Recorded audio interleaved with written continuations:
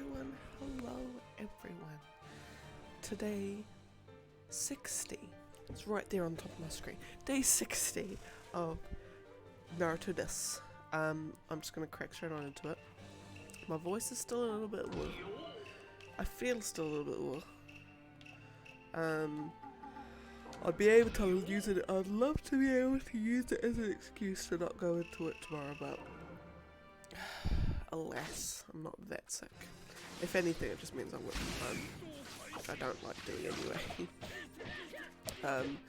But we are back in it. I was not gonna stream this morning, but I might. I'll do it. I've got nothing else to do today. Well, I've got a lot to do today actually. I've got washing to put out. I've got living room to clean and hoover. I don't want to do any of those because I don't feel up to it. But alas, hashtag adulting is hard. But no, I thought, you know what, actually, I sat down at the computer, I'm like, you know what, I'm gonna do it today, why not? And besides, any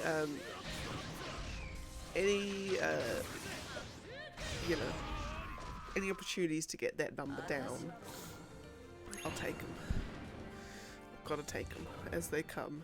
But no, so that is me today. Oh, I haven't done a roll call. I'll do a roll call, 1 second.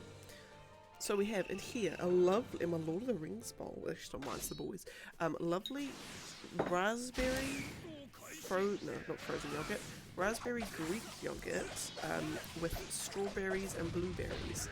And as I was putting the blueberries in, I was to see why they were so cheap at the supermarket yesterday, because half of them are just like completely, don't know what's going on with them, but they're just like dissolved. They're mushy as all hell. But anyway, got that. We have, of course, the lovely cup of tea, and of course, 2 cups of water. Anyway, quickly before Tsunade gets up. Anyway.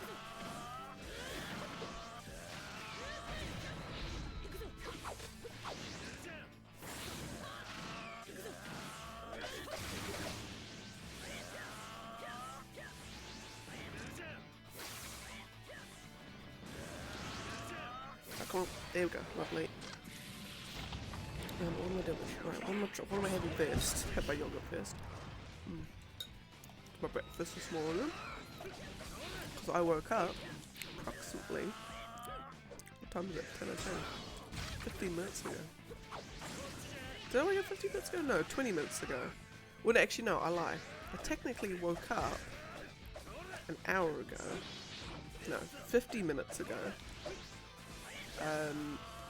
But come on. Technically I woke up 15 minutes ago, but I only got out of bed 20 minutes ago. And this is gonna sound so sad, but like, does anyone else just sort of wake up in the morning and they kind of just like lie there, just staring at the wall? For like good 20 minutes, just like unable to move. Rather not unable to move, just you just don't feel like moving at all. And it's not like you're just so tired that you want to stay in bed kind of thing. It's just like it's like an apathetic don't want to move, like a can this day not happen kind of move. I've just got this feeling that something's going on in my brain. But if I, for whatever reason, similar to yesterday, if I've got any sort of bouts of just not saying anything and just kind of just zoning out, apologies in advance. Because for some reason, I don't know what it is, but you know, as I do a lot of introspection. I would do too much introspection, but it's okay. But like, ever since like Tuesday,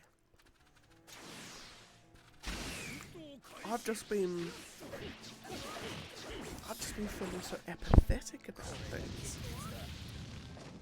Well, no, and I use the word apathetic because I've got an app on my phone that I use to track the cycle, and so you can track different things each day, you know, like your activity, your like any sort of like physical symptoms you've been having, like any pain anywhere or whatever, and then kind of your moods as well. So these little bubbles that you pick, and one of them is feeling apathetic, and I've been ticking that to like the last week. I've been ticking that most days, because it's just like it's I don't know, like it's just how do I even describe it? Unbothered by anything and everything, but then I feel like I'm unbothered in a bothered kind of way.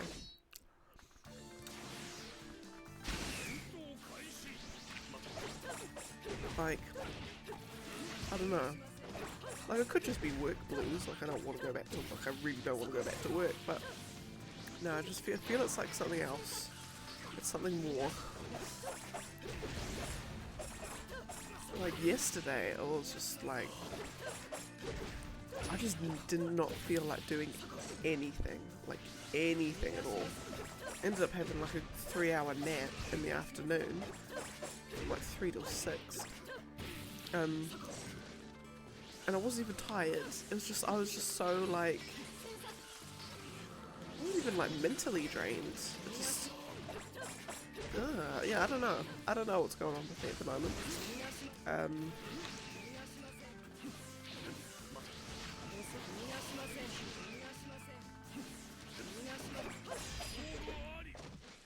Maybe I need good games to come out this year so I can play them and be happy.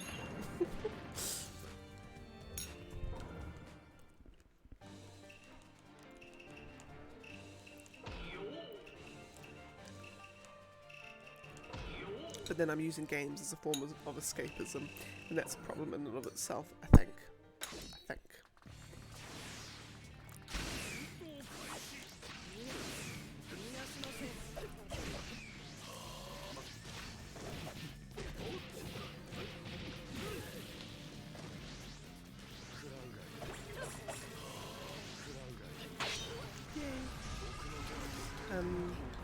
Yes, anyway. I'm a bit low on mood. Apologies.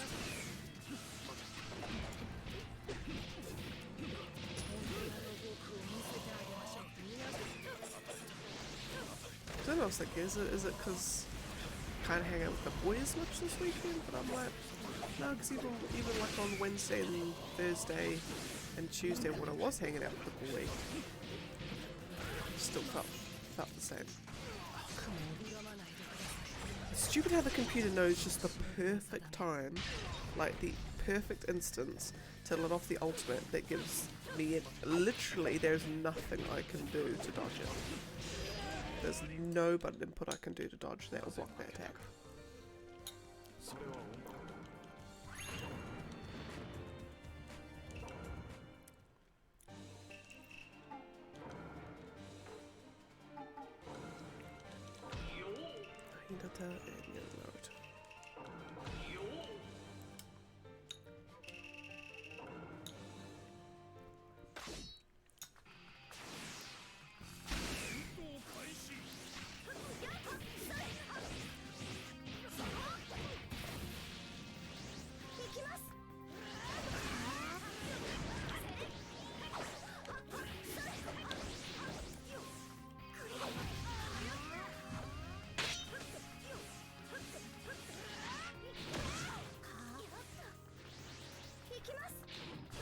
Okay, come.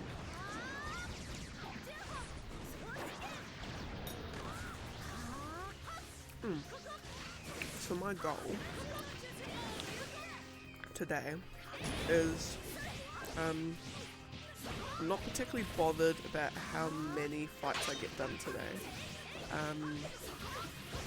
or as long as it's over, as long as the fights I have remaining is 6,750 or less, which is 68 fights, which actually is, I mean, if I don't hit 68 fights within the 2 hours, then it's a problem.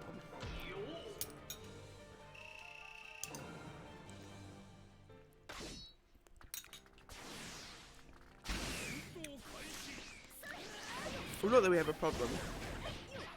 It's just fights have been going very slowly.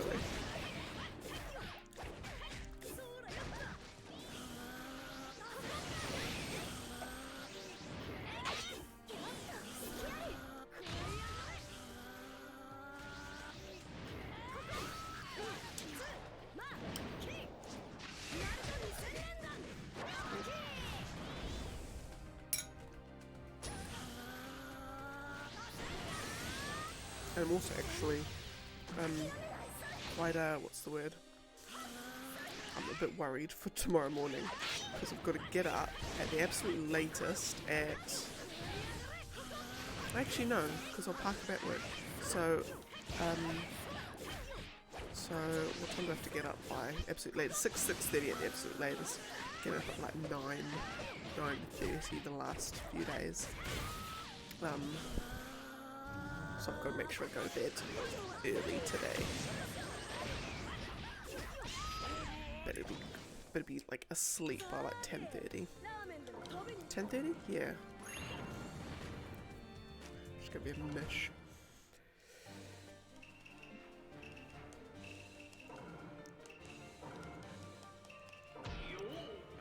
Baby and Shima again.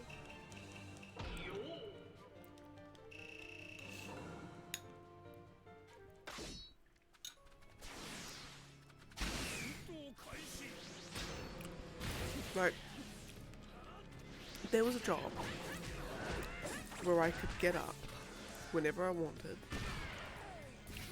work until 5 o'clock, or work until a particular, oh no, there's a certain amount of hours I have to work a day. No, I have to work 5 hours, wake up whenever I want, work at least 5 hours, but because the job is so enjoyable and I love it so much, it doesn't even, it's not, I wouldn't even consider it work. It's almost like a hobby. Like I do like a hobby for a job. Like, that would be amazing.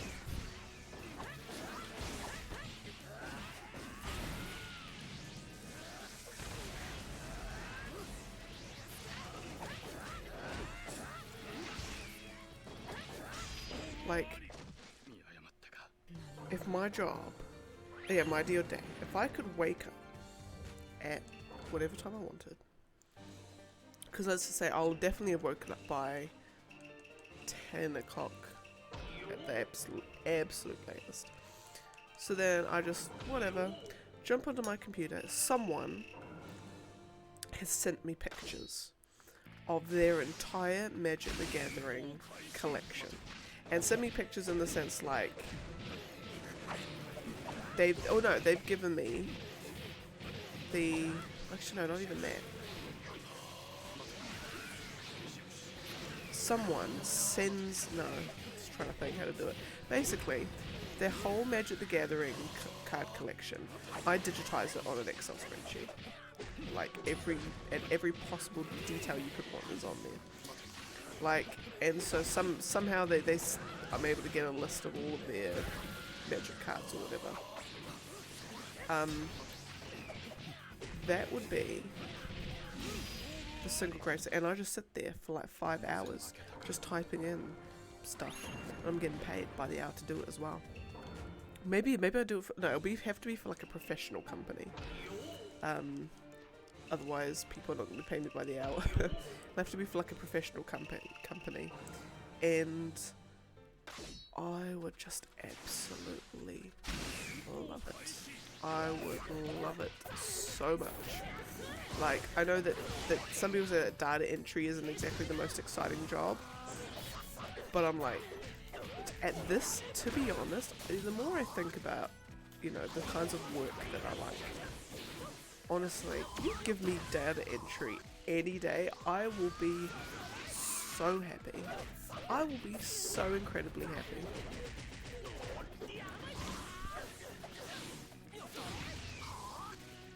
Like, I absolutely love it.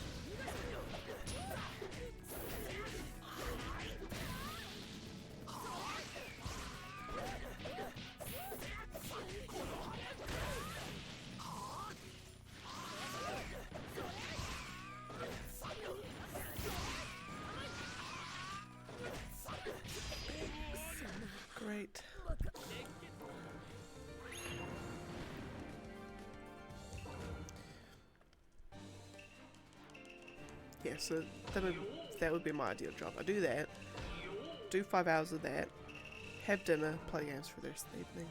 Done. Sold. But no, my ideal, and this is gonna sound so, on one hand, I'm like, people be like, oh, you're just lazy and just whatevs.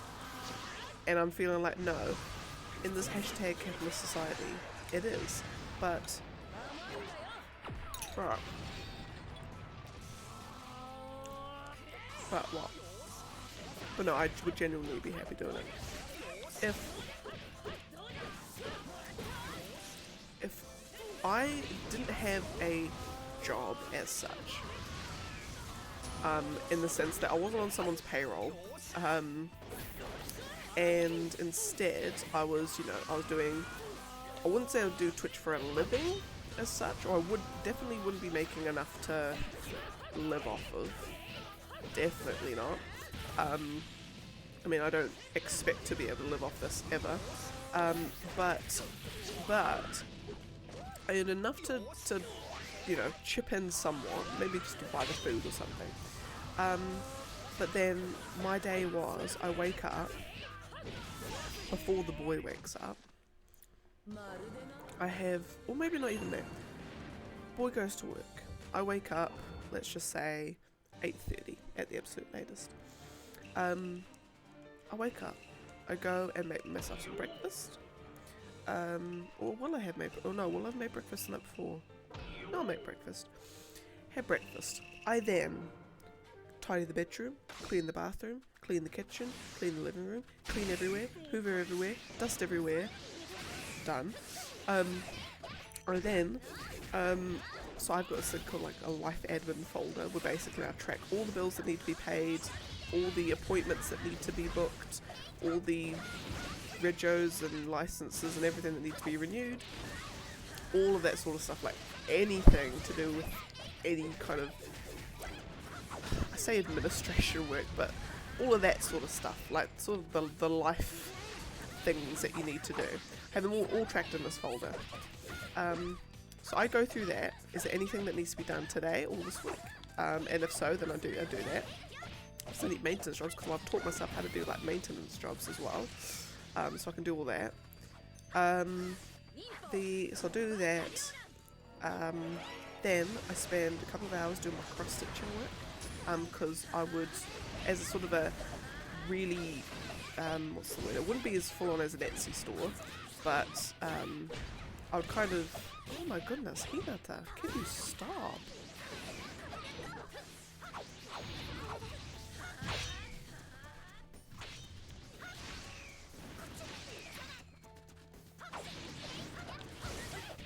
Oh my goodness gracious. Anyway, yeah, but I'll do some like really cool cross-stitch pieces and sell them one-off for like, I don't know how much you sell. People actually sell their like electric rugs for some ridiculous amounts, so I might even do that.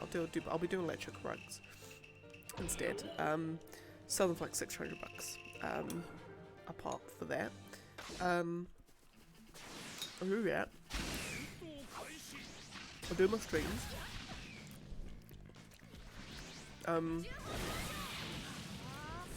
Yeah, because so I wake up at 8:30, breakfast by 9, do all the cleaning by, because I'll be doing the cleaning regularly, cleaning by like 10, cleaning by 10, and that includes like the pre-starts dishes, and then cross-stitching or electric rugging by 12. Then I'll do a stream for a couple of hours, or for a few hours. It takes me to 3 o'clock. So then, 3 o'clock, I start preparing dinner, making some lovely venison roasts. At the same time, also preparing breakfast, the boys' breakfast for the next morning, and the boys' lunch for the next morning. Well, the next day, should I say, unless it's a weekend, in which case I don't have to do that. So I'm preparing dinner, get that all good. What do we got in Kabuto? And then yeah, prepare dinner. So it's at like 3:30, 4 o'clock. Start preparing that. The boy will come home at some point. I mean, if he carried on with his hours at the moment, he'd be coming home at like 4:30. But I'm like, boy, you could just come in, put your bag down, take your shoes off. I have your clothes ready for you on the bed. They're smelling fruit fresh because I've washed them. And he can just literally just come back, sit back, chill, relax, do whatever he wants to do. All the chores are done for him. Everything, it's whatever. So then dinner is served at whatever time dinner's ready. Then we have that. We don't need to worry about dishes because I do them in the morning anyway. Then we can have some lovely dessert, and then we have the whole evening, the whole rest of the evening to spend to ourselves. Chat about his day, but then we'll have had our work-life balance done, so we wouldn't be chatting about work. We'll be chatting about, I don't know, something, where it's fishing, next fishing spot's going to be, or whatever. And yeah, and rinse and repeat for the rest of eternity. That would be amazing. And because he won't admit it, but the one thing the boy hates to do is chores. Unless it's outside, but even then. And I don't mind doing hoovering and all that sort of stuff. I genuinely don't mind it. I'm just getting the energy to do it, that's the thing. So yeah, so he hates doing that. So for him, it's a win-win because he doesn't have to do any chores anymore. Yeah, he doesn't have to do any chores anymore, and he doesn't really have to do anything anymore. He might hate that, but part of me, well, would he hate that? I know, I just feel like oh my god! Oh my god, oh my god, oh my god, oh my god. Holy crap. Oh my lordy loo. Oh my god. It happened again. Oh, I'm so sorry. I'm so sorry, Insevo. And at least thank god it's only 20 minutes in. There we are. I've done it. I'm so stupid. And I've been staring at a black screen the whole time too and just haven't even clicked.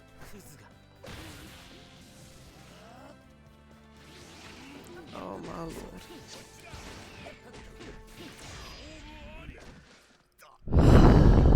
Anyway, how you doing? True, yeah. This guy in Kabuto, I absolutely despise Kabuto as well.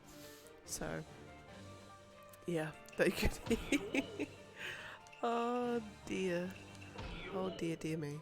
Anyway, welcome to the stream. You caught me talking about, what am I talking about even? I'm talking about, what am I talking about? I'm talking about, oh, me living my housewife fantasy, essentially. Is I stay home, do all the chores, do all the cooking, do all the gardening and the cleaning and everything, and then all the boy has to do is work, because then the boy, it's a bonus for the boy, because then he doesn't have to do chores and cleaning, which I know he despises, and for me, I don't have to work a dead-end 9-to-5 job, which I also despise, because the kinds of jobs that I do want, that I would love, are not feasible. They do not pay 70 grand salaries.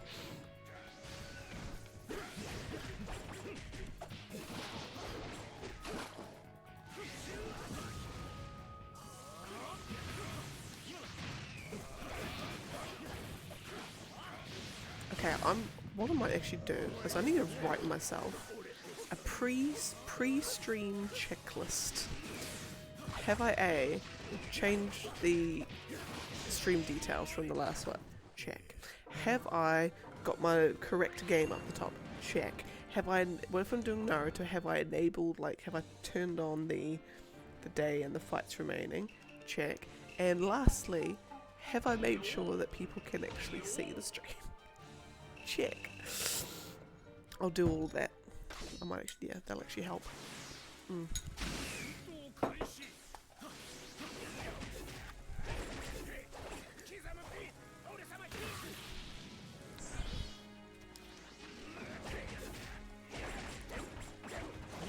Oh, and then the other thing too I need to check. Is my are my audio levels, don't have to be absolutely perfect, but are they passable?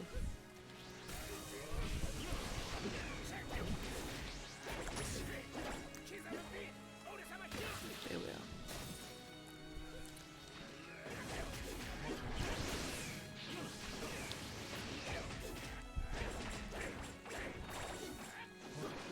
Yeah, because I suppose because I mean, when you think of like TV presenters, they've got whole crews of people doing all that stuff for them.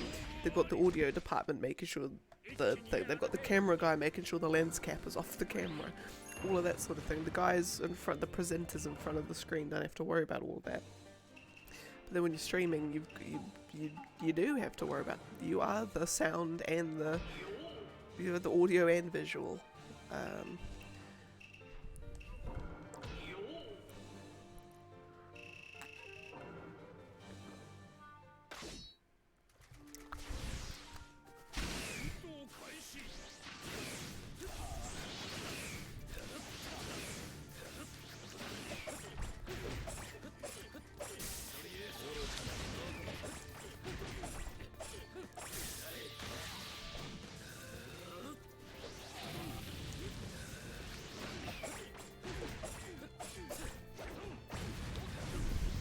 But no, in Sevo, how are you doing? How has your... Because it is the weekend. How's your weekend been so far?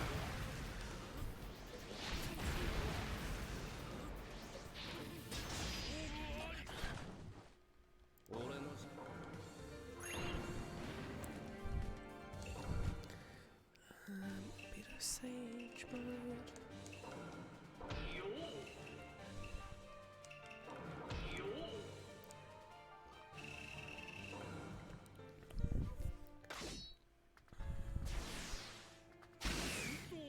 Oh, of course, yeah. That's right. Hopefully you weren't hopefully you're like the time that you were on call or whatever, you had to work through the holidays. I hope it wasn't too hectic.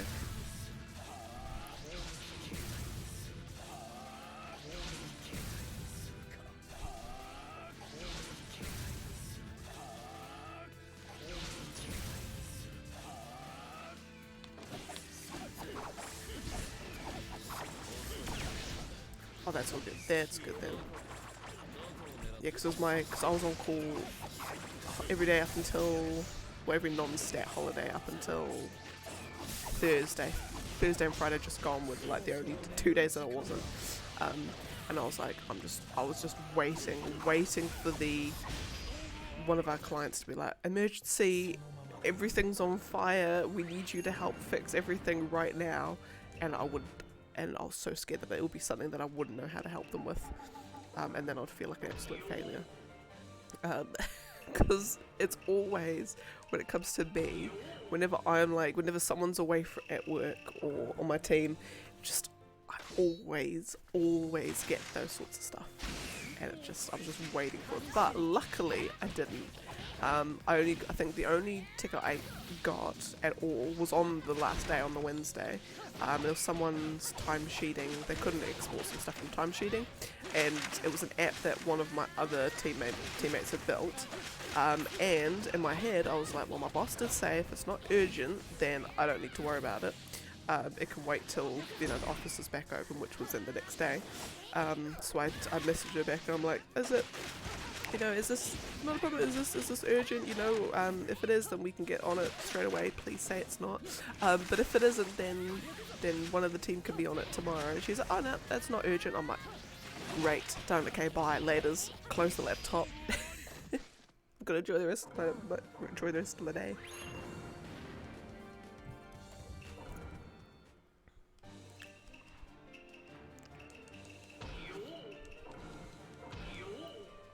But the boy, because he's been basically since end of 2015 actually, if I think about it.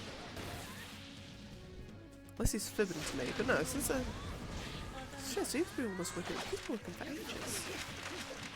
Yeah, anyway, since the end of like 2015, 2016, he's been on help desk. He's finally this last year actually, it's not 2022 anymore, last year, sort of mid last year, he was finally able to come off of help desk. But even then, actually no, even then he still gets tickets assigned to him.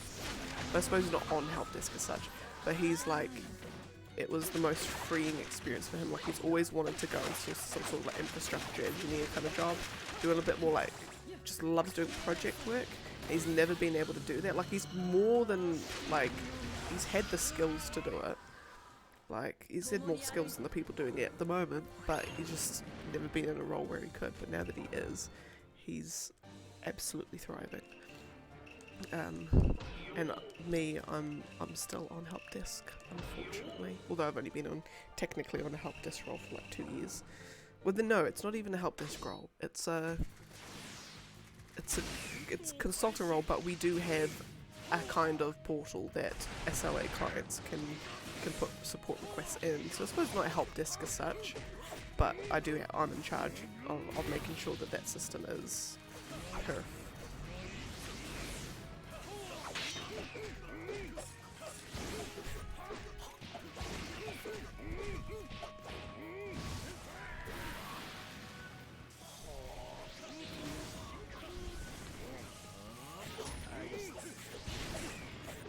That's a character I feel is going to be...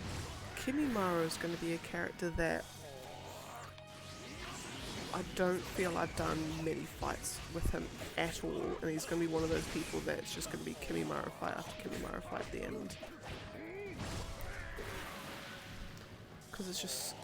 the one thing that's fascinated me about all of this is that while all of these matchups are randomly generated, just seeing that like there's been so many characters that are being picked all the time, it's like, is random truly ever random? Or is it, you know, some super complex number algorithm that's determining all of these, and the algorithm has bias?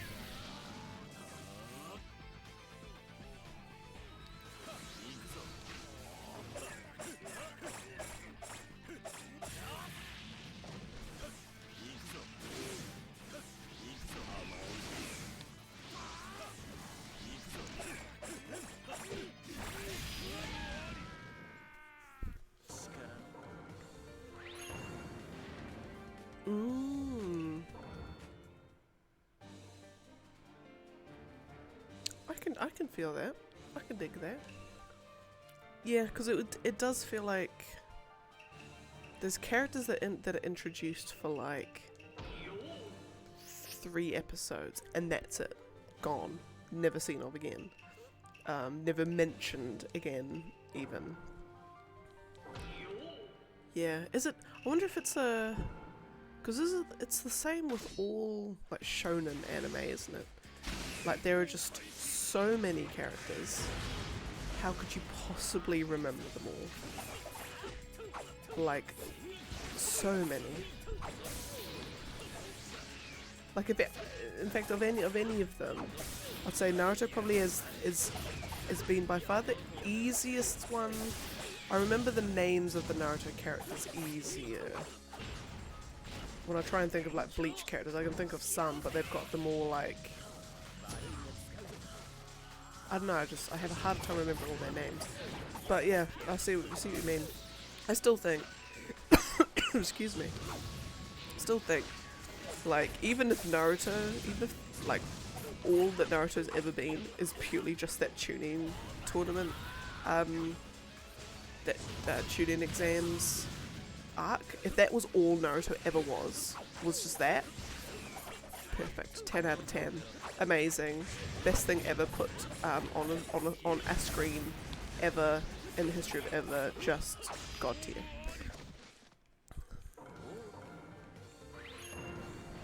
Yeah, because when I think about Bleach, I think I read all the manga up until, I kind of can't remember where I read it up till. I read it up to somewhere. Where did I read it up till? Couldn't tell you. Couldn't tell you when the last time but I obviously Ichigo, is it Chad? I feel his name is Chad. Orihime, and then Rukia and Byakuya and Toshiro and for some reason I'm thinking the bad, I don't even know if they're Jaeger? I just keep thinking of Zigzag for some reason. No idea.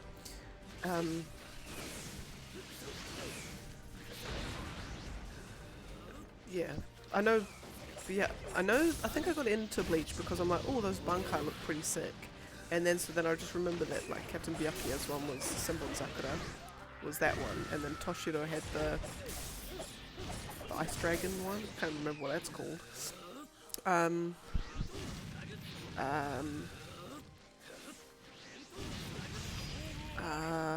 think Aizen was the... Oh, Yoruichi, yeah. That's right, the sexy lady. Who's there to be a sexy lady. Yeah, Captain Aizen was the last guy? Oh, not the last, what am I saying, the last guy? Was the leader of the... What are all those numbered people? Got some like Spanish name. Can't remember. I think, is it Kenji? Rurouni Kenji? Who's got like the sword thing that like becomes like a super snaky thing. It's and there was, oh my goodness, there was Nell. I remember Nell or Nelliel. She was like this little girl, and then she becomes, when she like goes into her, when she's able to, or something happens with her, and then she can go into her actual form, and she's just insert sexy lady with ripped clothes in very strategic positions with the most humongous barbs you've ever seen in your life. And I'm like, of course, that's what she actually looks like, because it's Japan here. And then there was and then I know all the I know them, like I can describe what they look like, I've just got no idea what their names are. Yeah, and that's Bleach. That's Bleach to me. Yeah, and then all I know is Ichigo goes like, is it Hollow, as the names of like the evil demon things. When he goes kind of like demon-y, is that. But I don't know if that's like, if he goes evil as such, or he's like, I couldn't actually tell you what that actually does in terms of like what he can do, but oh well.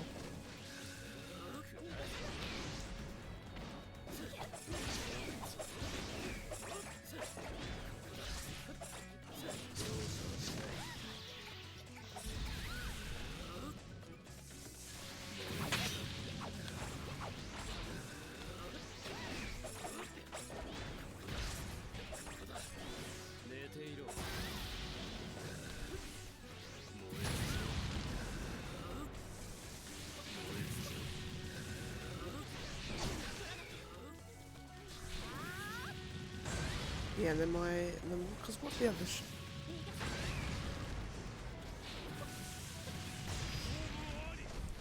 Yes. That's the one, if I had to say one reason, like if I had to distill the reason why I watch anime down into one thing, it is fight scenes. If it doesn't have fight scenes, It just has to be a damn good anime for me to enjoy it as much. But no, I like you just get some fight scenes that are just beautiful. They're just amazing. Oh, I was watching one. I saw a thing on Twitter and I didn't check what anime it was from, but I wish I had. Because it was just, you just get some of the most beautiful looking animation sometimes. And I know that some people like they don't like flashy, like big colourful explosions and people when they get punched going flying 10,000 meters into the air, but I'm like bruh, give me that every day. Make it the flashiest, most visually crazy thing ever put to screen and I will be there. Front seat, bucket of popcorn, I am there every day.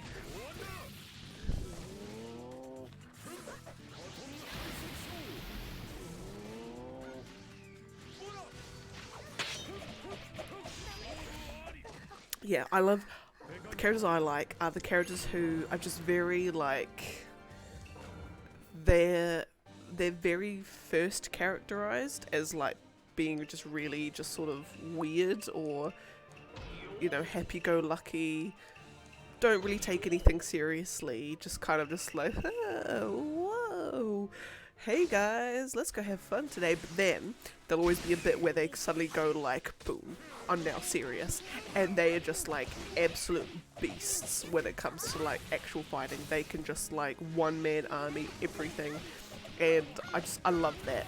Like I think that's probably why, because there's a couple of characters, yeah, like Jiraiya always struck me as, you know, his first character, you know, the pervert and all that sort of thing, you know, and it's just like, okay, this guy, whatevs, and then he's actually just a hidden beast. It's all that, like, all that sort of stuff I like.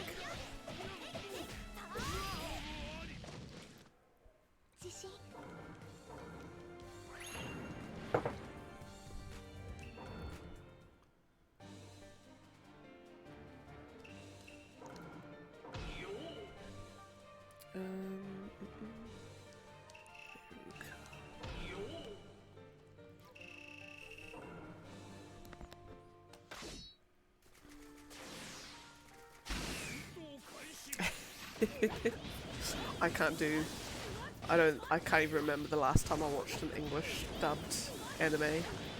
It would have been like 15 years ago. Once you go Japanese VA, you can't go back. Like, they just do it so well.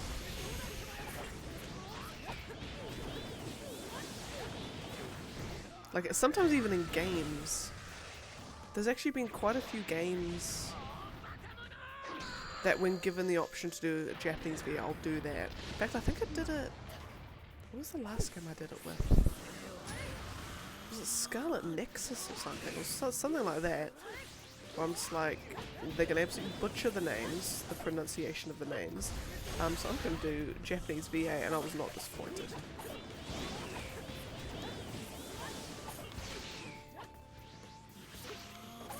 Was it even Trials of Mana? Might have even been there, even. Yeah.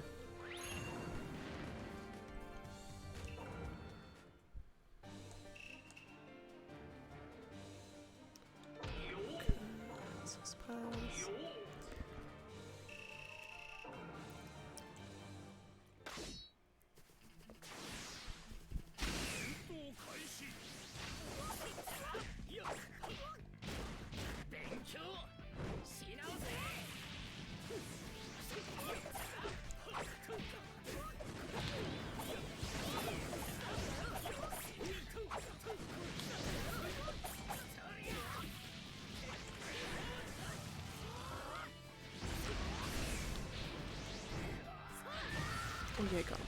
Great.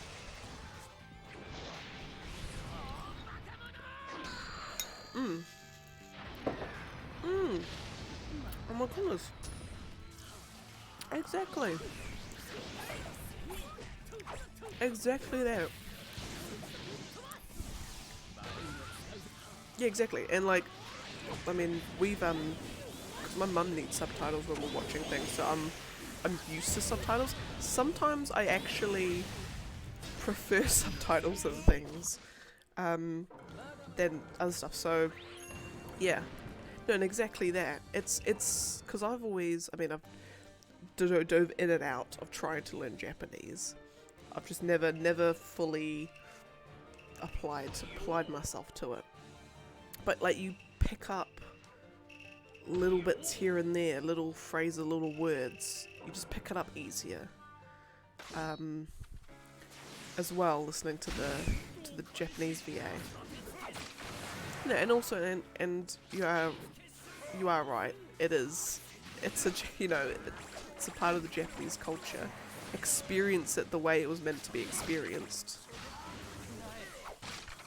You know, I can understand in some ways. I can appreciate having English VA when you're dealing with,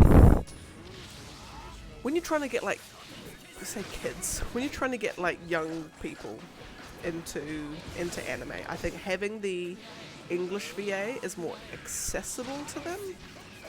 They're less likely to, like, you know, people aged around 10, they're less likely to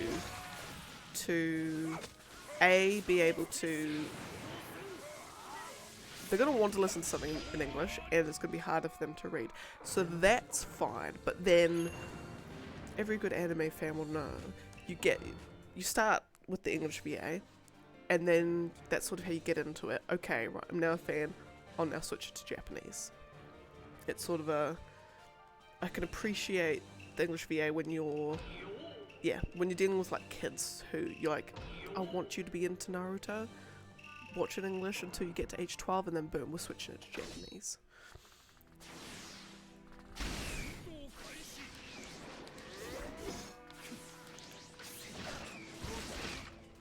But no, but forever and always, my one go-to example as to why Japanese voice acting is better. But then again, it's with let me rephrase that. My go-to example for the English VA is often lacking, with the exception of voice actors who know how to pronounce Japanese names properly. E.g. Sasuke's voice actor, Yuri Lowenthal, he's good. He's good with pronouncing the names. Sakura, on the other hand, the amount of times I've wanted to smash my head against a wall when I just hear, oh my god, Naruto, Sasuke, like, oh. Stop, please. Stop, please. Just tone down the American, please. Please and thank you. That is just, and no. These are Japanese names, guys. Pronounce them in the Japanese accent.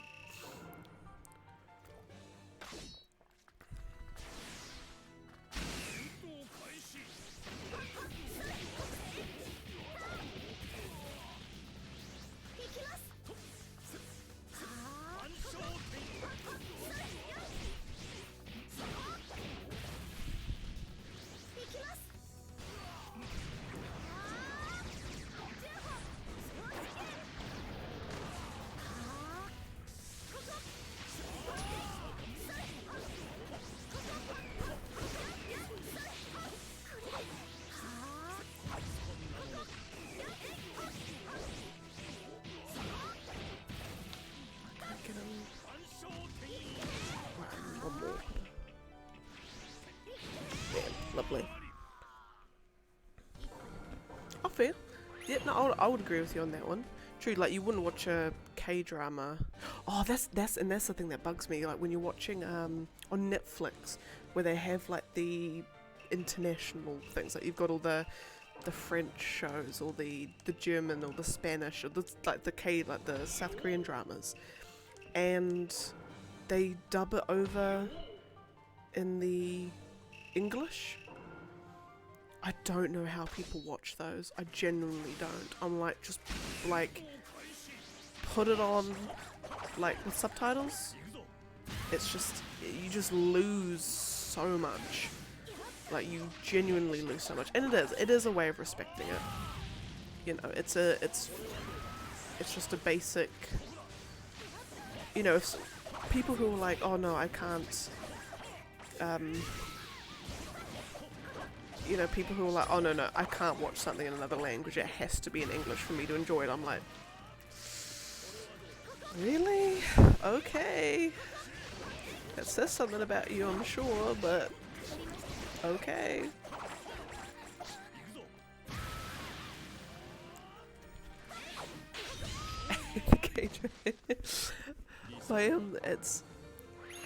I don't watch K-dramas. I don't watch is there anything South Korean I've watched? Not really. But I appreciate that they oftentimes do genres far better than Western things. Like, the boy is obsessed, well not obsessed, he loves zombie stuff.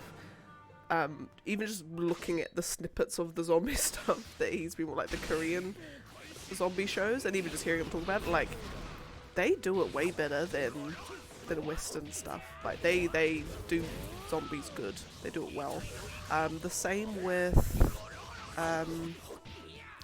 what they do. In fact, yeah, I just think they actually just do things really well. I wouldn't say I watch any of them, but I can appreciate, by the sounds of it anyway, I can appreciate that they might actually have a far better, they're less Hollywoodized. They might be South Koreanized, you know, there may be some things that they're doing that are just because they're from Korea, but yeah. But like my mum and my sister are watching, it's Extraordinary Attorney Woo or something. It's like they say it's absolutely brilliant, and it's what is it? It's I think it's an autistic lady who's becomes part of a law firm or something. So you can automatically tell straight away that she solves the cases from the most like minute details or something, or she'll pick up and make connections that no one else is, and apparently it's really, really charming and it's really great. So, but like, yeah.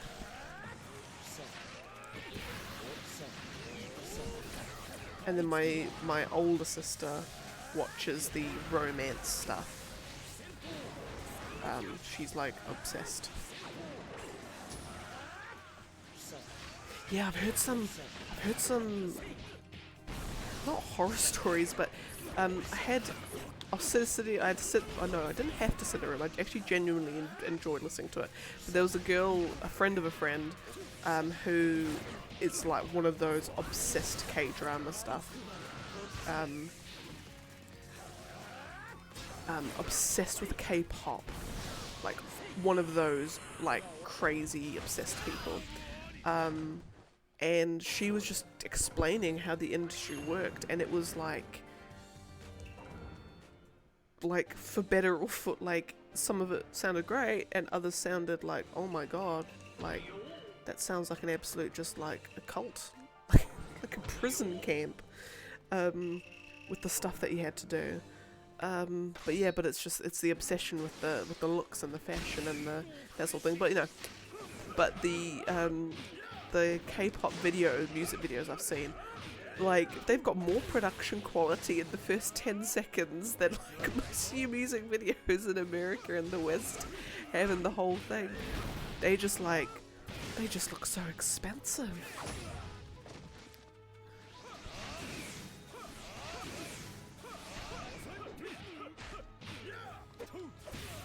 It feels like a very expensive country in their tastes.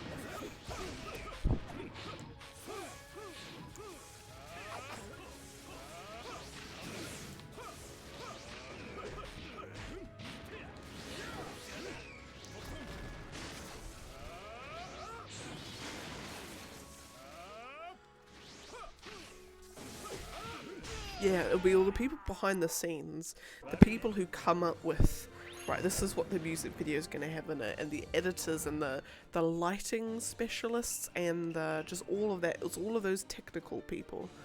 you know, obviously without them, the music videos wouldn't be nearly as good as they are. Yeah. No, just, yeah, it's just, as a culture, it just fascinates me.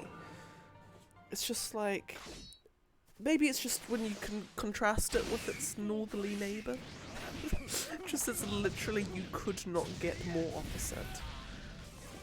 Maybe it's that as well.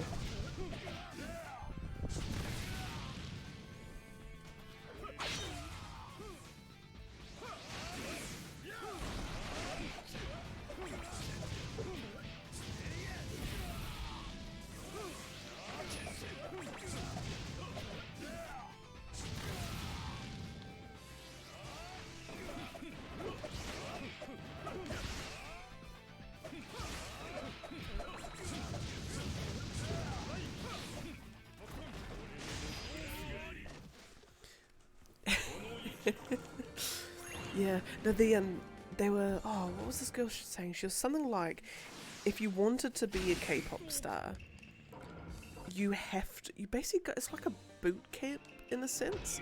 Like you join this school, academy, something, but basically you're taught how to dance, you're given all your plastic surgery, you're taught everything, and if you aren't, you know, making the cut, you're gone. Like, no, sorry, you're not gonna ever be in K-pop. Soz about it. Like, it's like they shape you, and they shape everything about you to fit the image of what a K-pop person is. It seems really just scummy. Like cool but scummy in a way, because then the K-pop producers have so much power in what goes on, they can get away with some awful stuff. Like awful stuff. Like stuff that makes the casting couch look tame. But it's just like, to me it's fascinating that's like that's how this particular industry is being shaped. Like how, like, what series of events or decisions or anything led up to why K-pop is the way it is. Like, surely, you know, the first K-pop groups, whatever those were, you know, surely there wasn't the level of polish needed for them. But then what eventually led there to need that polish?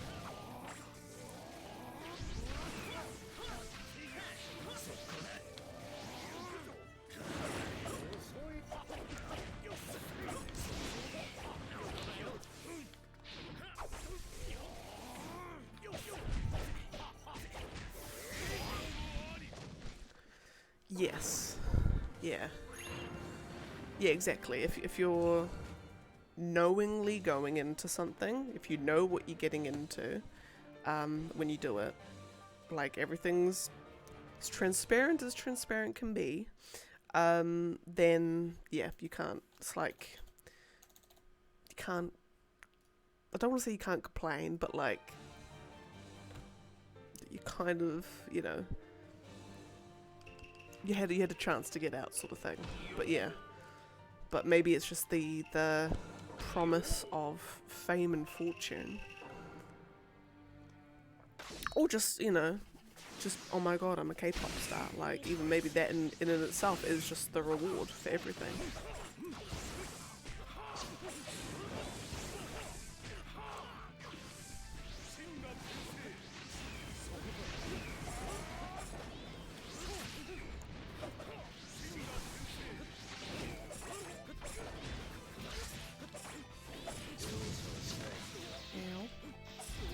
Ow.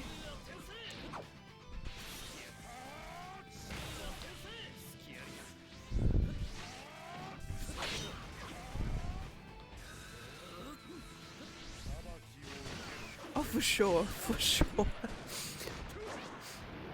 Yeah. Like, exactly, it feels like What does it feel like? Like, it's on the tip of my tongue what it's like. It's like a, I don't know, it's like a contract with the devil. Like a Faustian kind of thing. We will give you all of this fame and fortune. We will sculpt your face. We're gonna teach you how to sing. We're gonna teach you how to speak English. Rudimentary.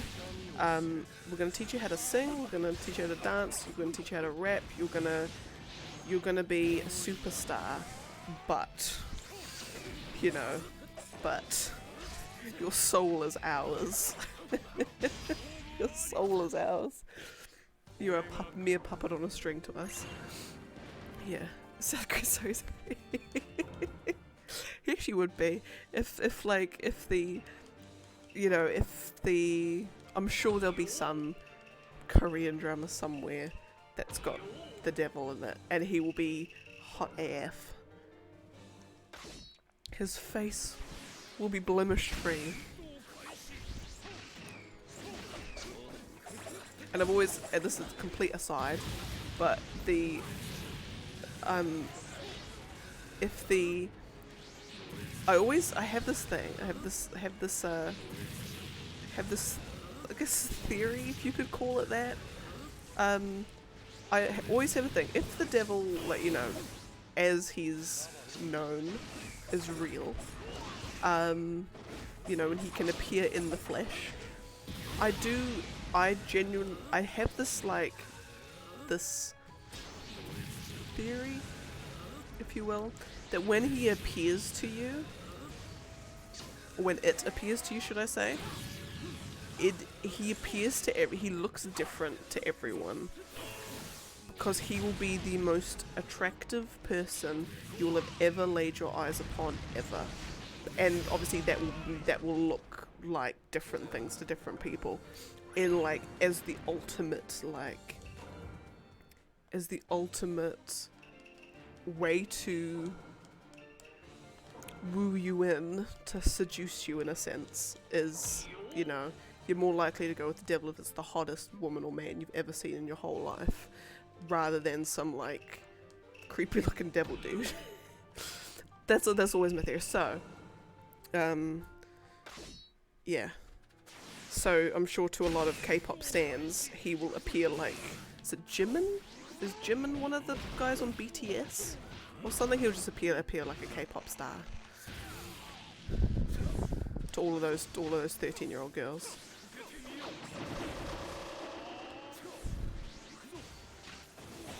And he'll seduce you with a good song and dance number.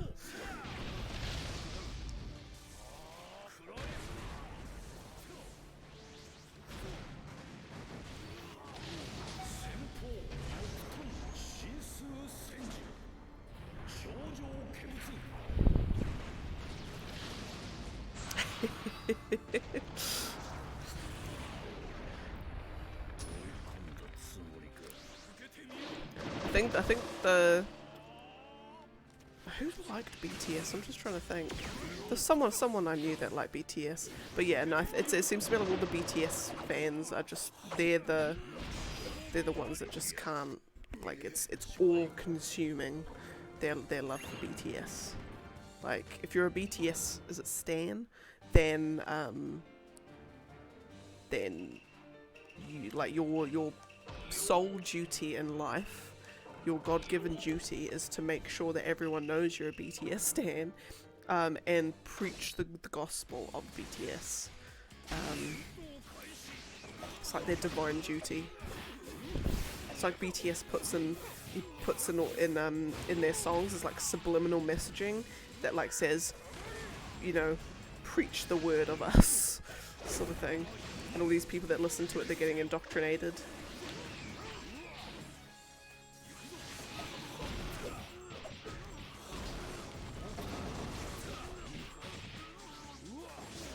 Oh my goodness.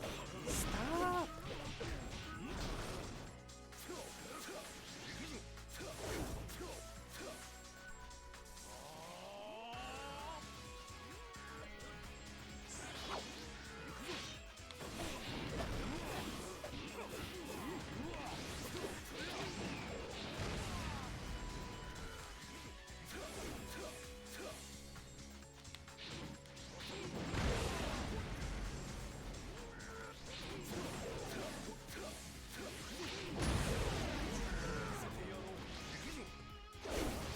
we go, finally.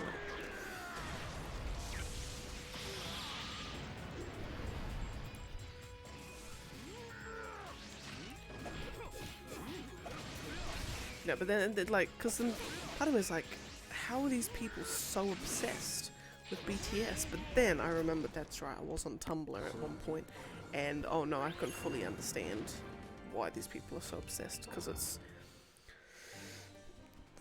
just, what is it with women and, and some men, that, like, you can't just like something, you have to be fully obsessed. Like, I have seen people on Tumblr get so salty, ecstatic, depressed, elated, every possible extreme emotion you could have when something happens in Harry Potter or Doctor Who or any Marvel film or just anything. They just get so like, oh. I was kind of like that at one point in time. Definitely not as extreme, I don't think. Probably on onlookers might have said I was, but yeah, it's just, it's weird. Just like something takes over your brain.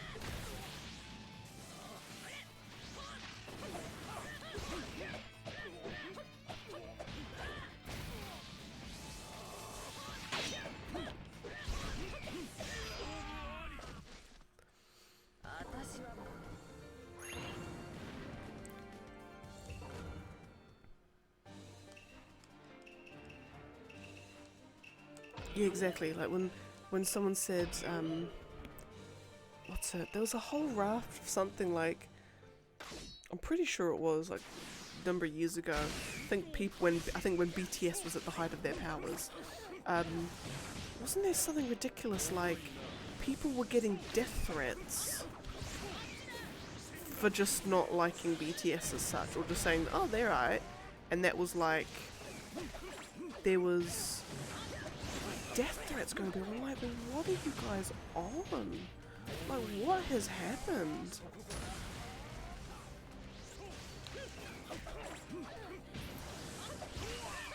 Yeah, and it's just like, I don't know, it's just, I wonder what, like, I feel it comes from a need for validation that, you know, that what you like is good. It's you know, I want people to agree with me that the things I like are worth liking.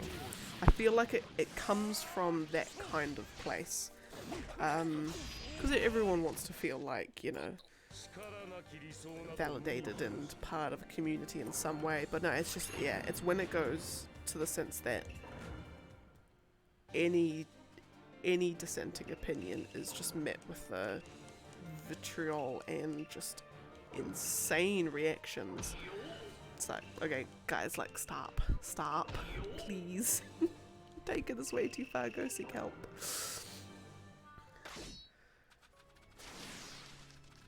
Yeah, I just, like, it was, so like, one of my obsessions back in the day, so from like 2012 to for far too long, and it's probably also the reason why I kind of stopped as well. So I was obsessed at one point in time, as you do, with the actor who played Loki in the Marvel films, Tom Hiddleston. Absolutely obsessed, far more than I needed to be. I look back on it, it's cringe AF. But anyway, I felt so sorry for the guy. All he had to do was be in a photo with another woman. He just has to walk down the street with a woman, and she would get death threats and F you biatch and every possible awful thing you could say to a human being. This poor woman would be subject to. They would find out who she is, find out where she lived. It was, I could not believe it, and I'm like, guys, this is ridiculous. Like, to the point you're now making a man scared of being in a photo with someone, or basically saying to all his mates who happen to be women, purely platonic friends, He's like, sorry, you can't be in a picture with me if you value your life. It's like, it was just, I could not believe it. And it's just like, what do you guys gain from doing this? It's like, he's certainly not dating you guys. That's how you were reacting. But no, it was, yeah, I think like there was one who, I remember there was one lady who they'd been mates, and I think they went to like university together or something like that. So they're like purely platonic mates. She had a husband and everything, and she just got death threats, like, why? Why? And so I was just like, okay, I'm exiting stage left in this fandom. I'm done. If this is what the world's come to, laters. Bye. Yeah, so poor guy. Poor guy.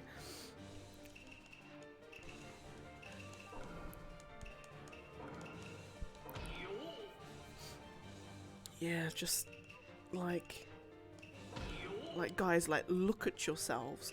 The people that you worship and idolize and are put on those pedestal, like, you're making them scared of you. That's how you're reacting. Like, imagine the love of your life being terrified of things because of you and what you're doing. Like, you should feel awful. But it's like these people don't like, it doesn't click in their brain that they're being, you know, maybe what I'm doing is having a negative impact on the object of my worship.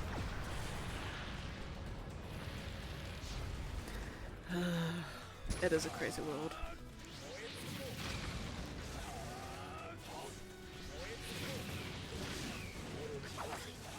Yeah. Yeah, exactly. Just like, there's two kinds of people in the world.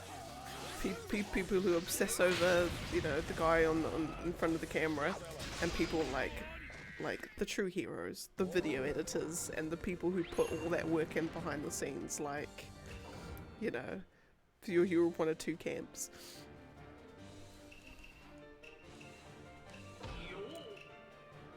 Who's it just playing as? Beta, isn't it?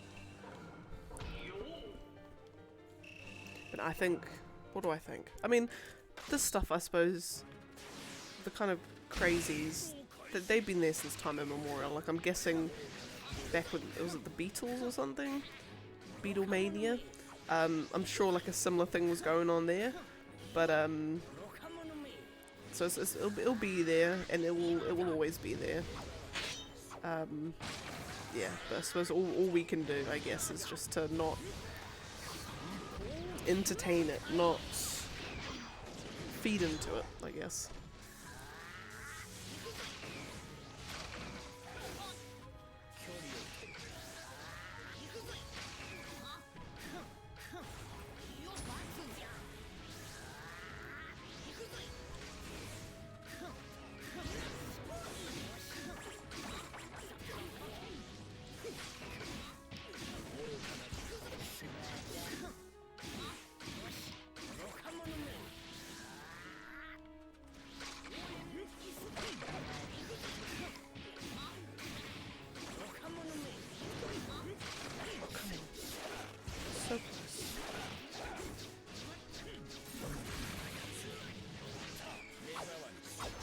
There we go, lovely.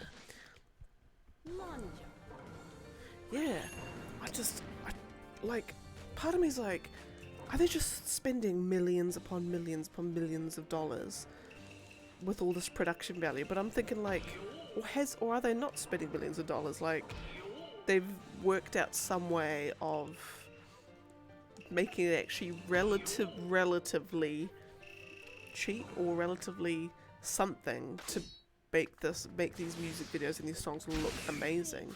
But I'm like, no, they just have to spend so much money to get those music videos looking fab.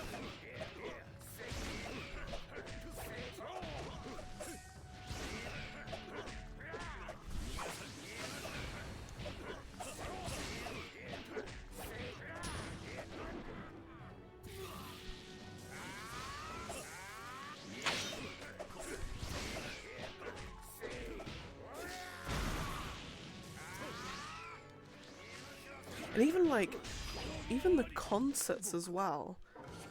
Like, they put so much production value into the concerts. Just any kind of anything that a K-pop band does, any appearance that they have on a show, anything, it just like feels like everything is so highly curated. Like, everything they do has purpose and has been like, there's a reason why they do anything that they do on there. Which is, and it's just like, it's just crazy. I don't know. It's just just a fascination for me, I guess.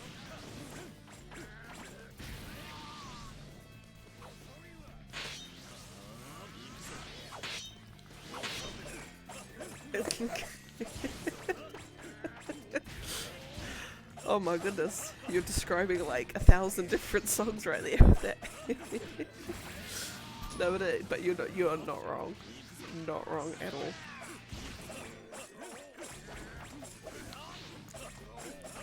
There's a reason, although you see all those memes of like 90s music videos be like, and it's just like, and they get it spot on, and it's because, you know, just there's just certain things that are always in music videos, and it's just, you know, it's just a different wall at each of them, or a different lady's booty. It's, yeah.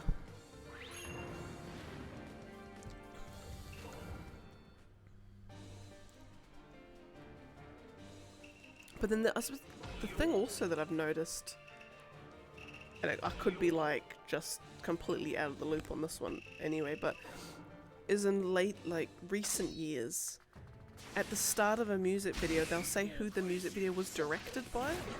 It's like, you know, I don't know, Hey Mama by Cardi B or Nicki Minaj or something.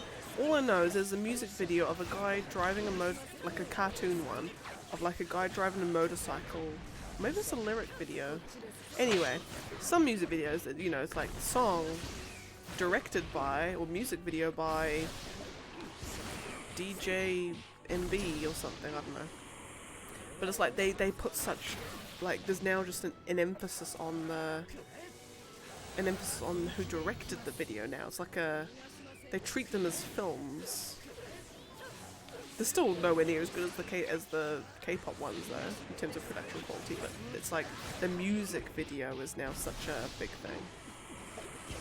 But I suppose it always has been in a way.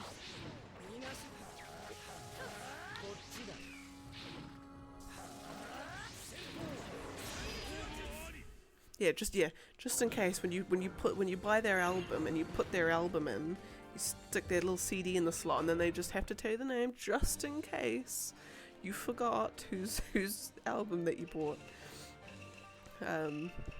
or which playlist you picked on Spotify. Yeah.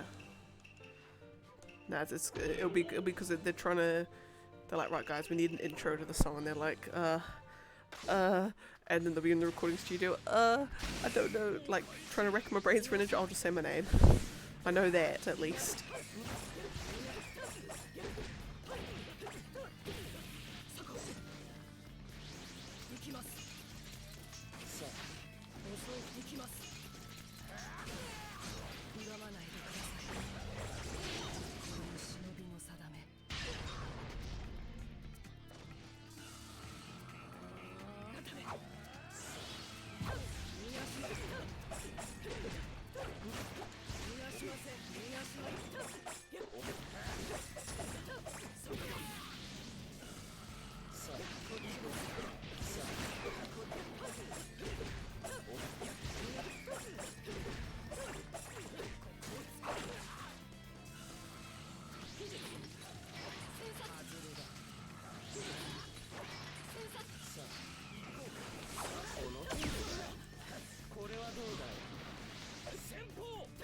Oh, the lyrics, oh my goodness.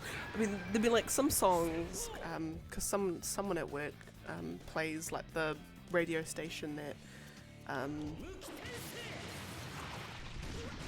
the lyrics would be, no, sorry, my mind's ahead of what I'm saying. they'll play the radio station that plays all the recent songs, and I'll be listening to a song, I'm like, oh, what are they saying? So I'll Google the lyrics, I'll try and type in a line that I can recognise all the words to try and find the song, because I would have no idea, I could not tell you what the song is. Excuse me. And then you're reading the lyrics and you're kind of just like baffled in a way, because you're like, what? Because it's like all of them are like, oh, it's basically, I go to the club, I see a hot bish, she looking fine as hell with her booty, oh my goodness, she got a boyfriend though, but that's okay, cause I'm so fly with my Bugatti and my Lamborghini that she gonna want me anyway. And then we go back to the hotel and then we have lots of drugs and then we party all night and it's great. I love drinking, I love my bitches. That's it. That's pretty much it. That's like every song. Makes me sad.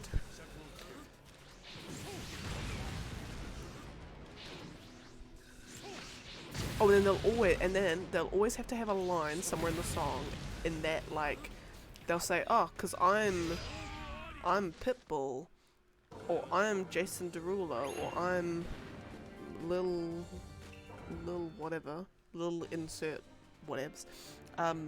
So that's why all these bitches love me. Like, they always have to have a line like that. It's just, where's the artistry? Where's the artistry?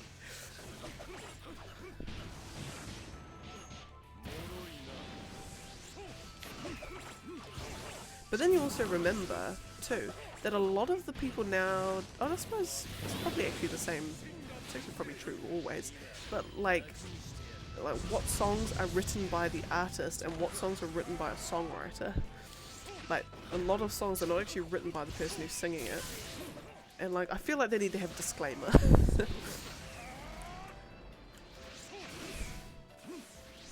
What? The ruler part sounds like a... Oh no.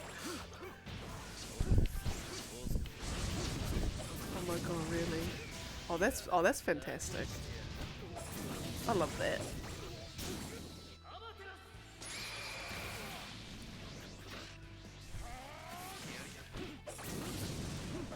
I think my only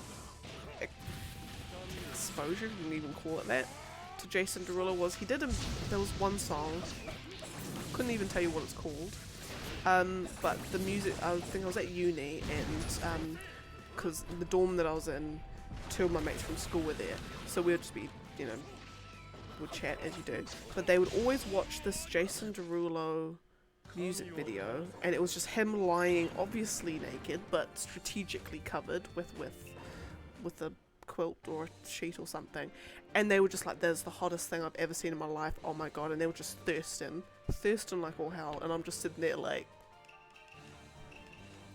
can I go back and play my game or something? Like, okay, and they're just like, oh my god, it's so hot. I'm just like, okay.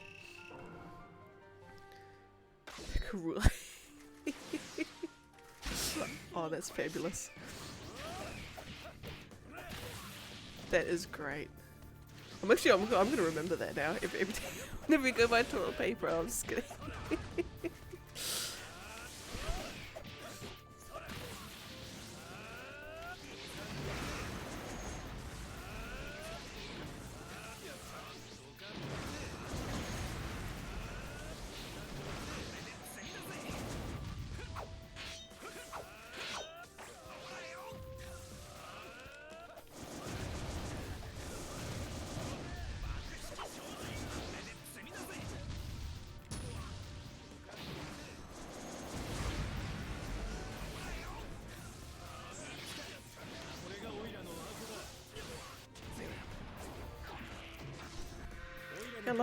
I love moments like that where, like where someone's got a name or they use a word or whatever, and it just means something like that in a different language. Like the people in that country must just love it when that sort of thing happens. Because there was something. Oh no, that's right. No, the only like translation thing that that I just remember, and I think it's partly true-ish, but I haven't researched enough. I just always remember my older sisters telling me. So Sean Bean, the actor, Boromir and Ned Stark in Game of Thrones. I've never seen Game of Thrones. I know, have passing knowledge, but there's a yeah. His name in Irish means old lady or something. It means old lady. Yeah, because Ban is lady or woman. And I think Sean or something must mean old. Something like that anyway. But anyway, so I just know that yeah, Sean Bean technically means old lady.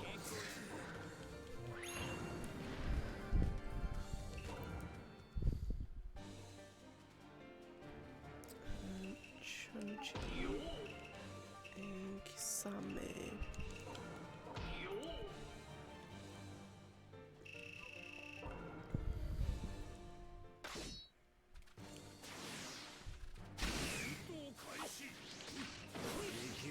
Oh.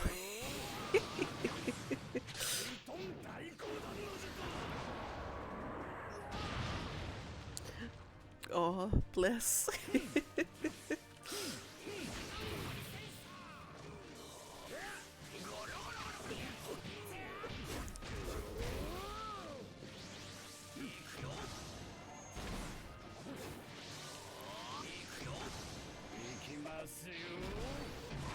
Oh yeah, got it, okay.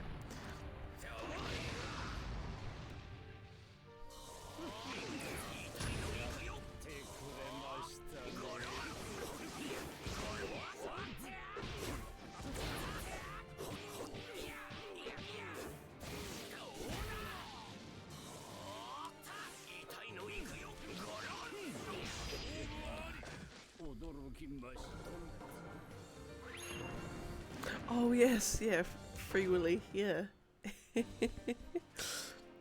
Oh, bless your soul. Oh, that's cute.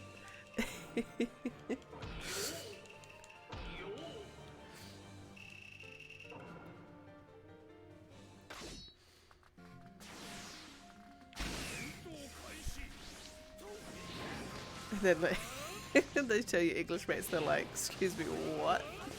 What did you call him? Oh my goodness. It's like, oh, my mum did something similar.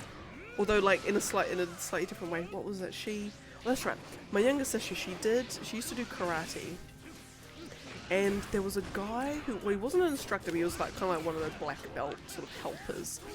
And what was his name? His name was something like...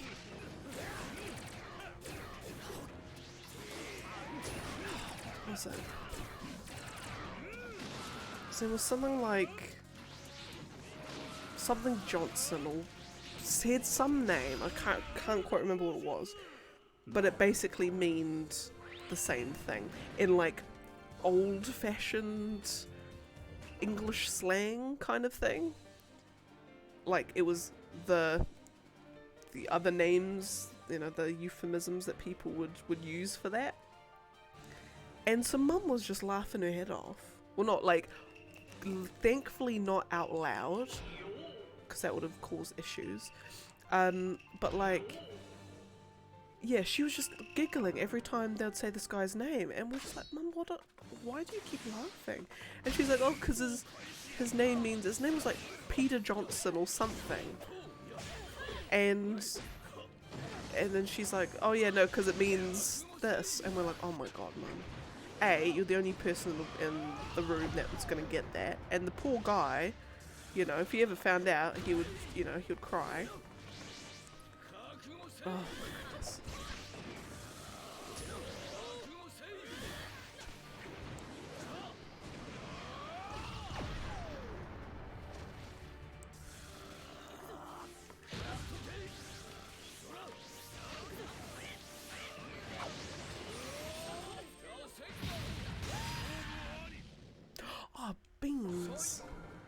didn't finish, do a finisher. Beans. I have to do it with her now.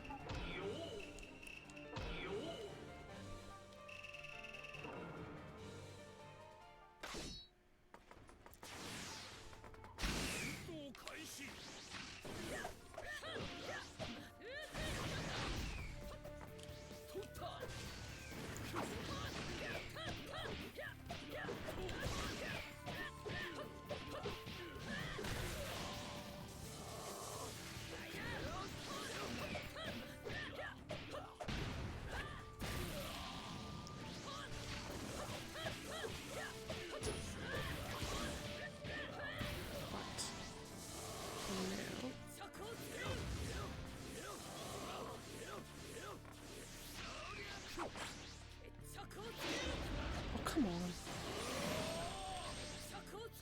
There we go.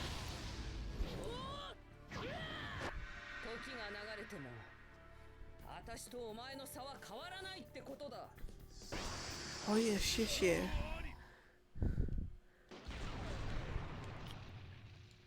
That what Chi-Chi means? What's the name of Goku's lady thing in Dragon Ball Z? I'm sure that's her name. It's Chi-Chi. Actually, full on.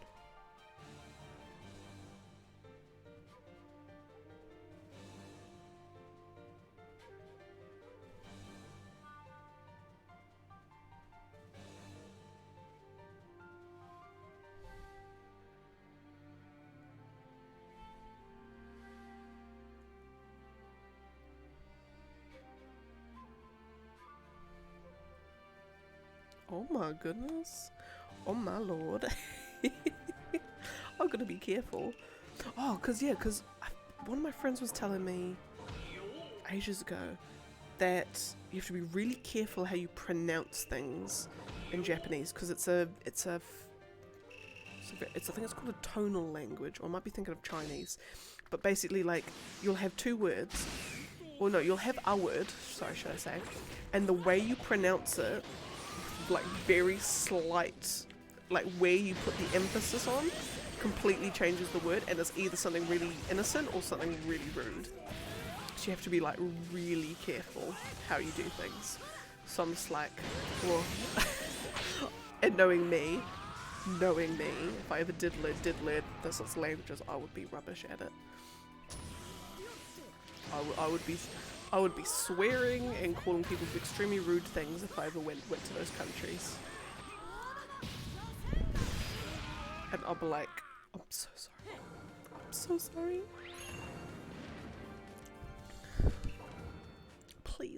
Please forgive me.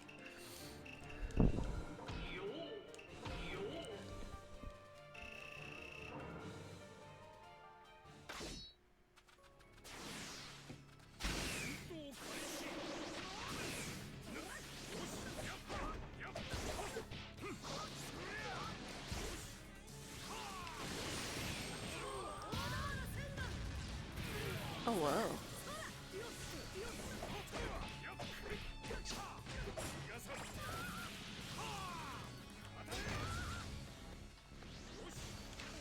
Yeah, because it's even like, sometimes there's even like formal and informal ways of saying words, like just how you say it, like sort of the tone you give to it changes its meaning as well. It's, oh man. And the other thing too is, what was it? It was something weird, like when in English, when you asking a question, you go up at the end of, you inflect up at the end of the sentence. So it's like, what are you doing today? Or today. Or like, how are you? And like, you go up when you do a question. Whereas I think it's in Japanese, when you ask a question, you go down. So it's like, how are you doing today? Or how are you? It's like goes down. I might be doing it completely wrong, but like that's how the sort of inflection goes. So that's another reason why some people say that Japanese is one of the hardest, or one of the harder languages to learn, because even just basic stuff like that, even how you're asking questions, you're doing it wrong.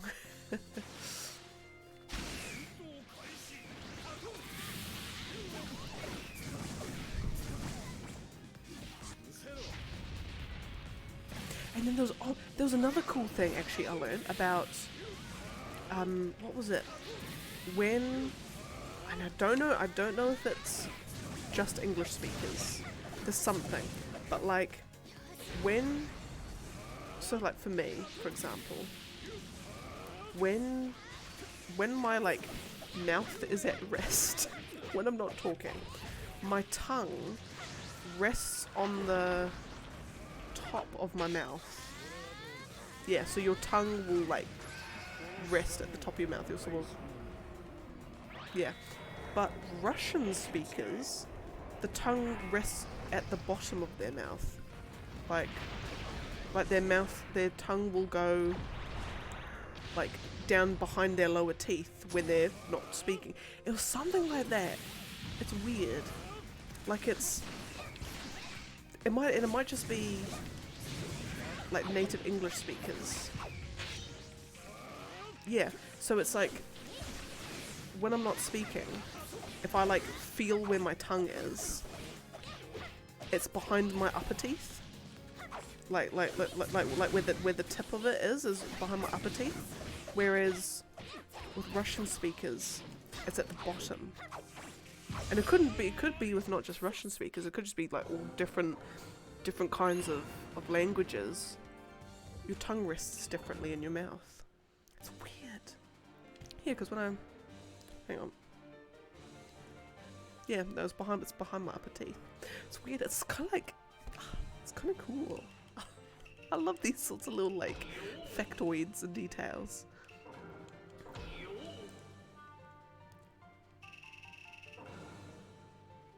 Ah. Yeah, because it, like, when I try and do it, it feels unnatural to me. It feels like my mouth's about to open.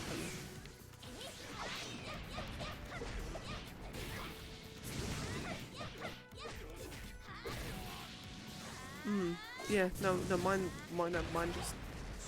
I need to ask the boy. It could just be me. Or it could just be... Maybe it's not even tied to language, maybe it's just to who you is. Which would actually make more sense. Yeah, I need to ask the boy, and he'll be like, what are you on about? I'm like, I need this for science. I need to know.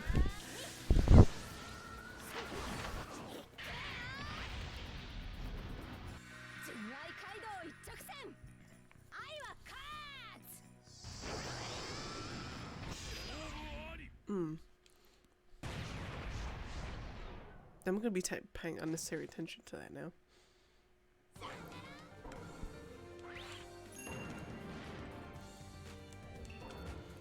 Okay. But Choji... Actually, what I might do is just update the fights. Because we're down to... Is it 50? We are down to 50. Fabulous. Oh, 750. Lovely jubbly. We've got another Choji and another young Hinata. God, it's just a whole bunch of the same people today. Goodness.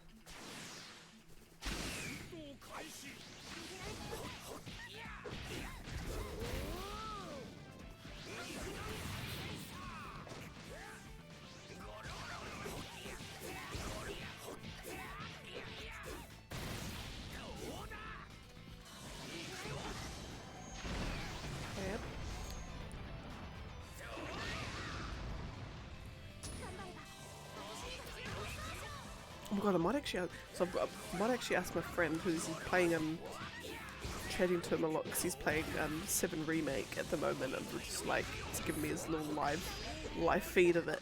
But now I'm gonna ask him because he's a native Chinese speaker, so, or no, he's Chinese, should I say? So I need to ask him, where does your tongue rest in your mouth when you're not talking? See, I need to like compile a list. I'm gonna compile a list. Well, there's Frizzyninja English. The word beats, like in music. It has the same pronunciation of the French word bite, which means. Oh goodness.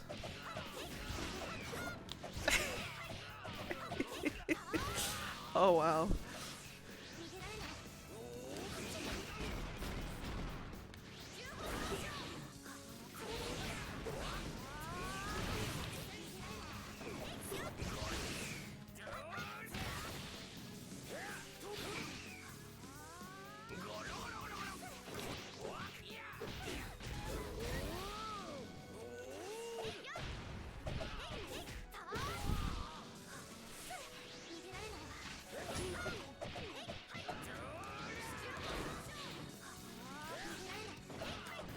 So I wouldn't be surprised then if like when oh yeah, because beat would be an English word.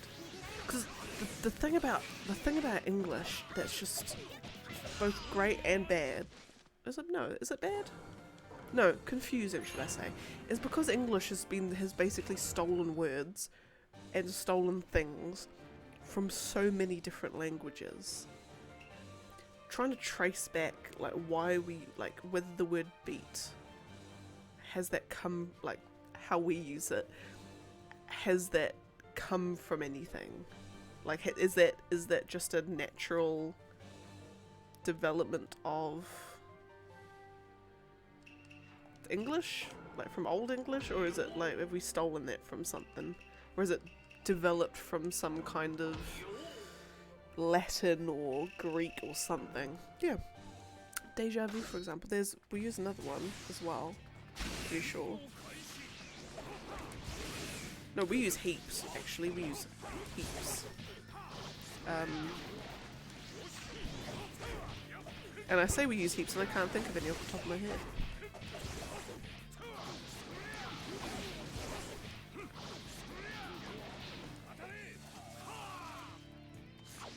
I wonder why they call them French fries then.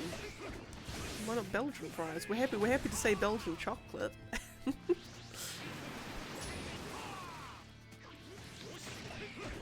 Just like butter chicken, which some say is the staple Indian dish, is an English creation. In India you will not find a butter chicken anywhere.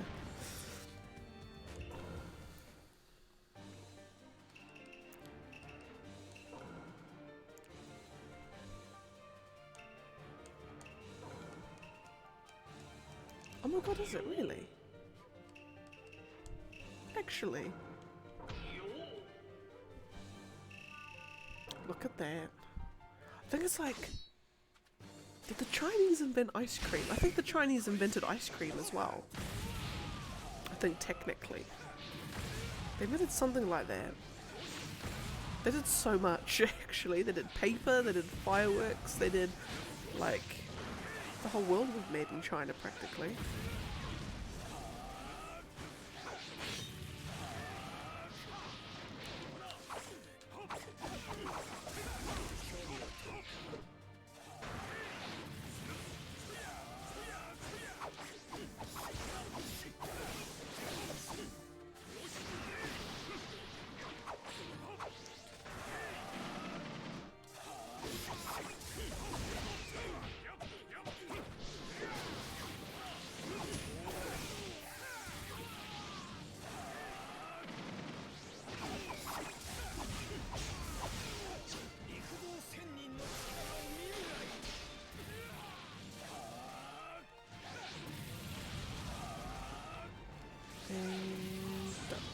And done. Lovely.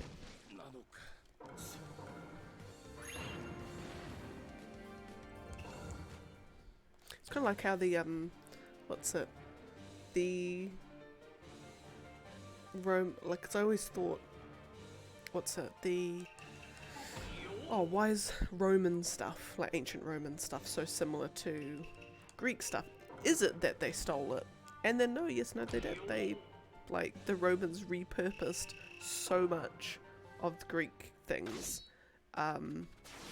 there's a perfect counterpart to every Greek god in the Roman mythology. Like they all look like the architecture looks so similar. It's because they literally just did rip off everything that the Greeks did. Yeah, they just passed off as their own thing, which is the ultimate example of copy my homework, just change it a little bit. Like the ultimate example of that.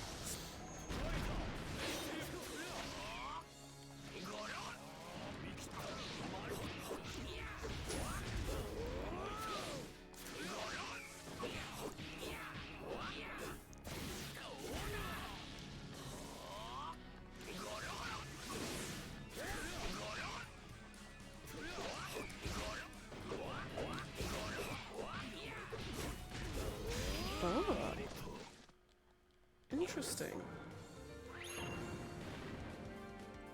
True.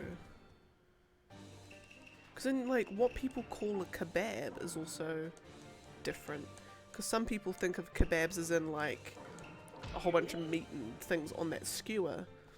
But then you've also got, like, a doner kebab, which is, like, the meat all in the wrap. Yeah.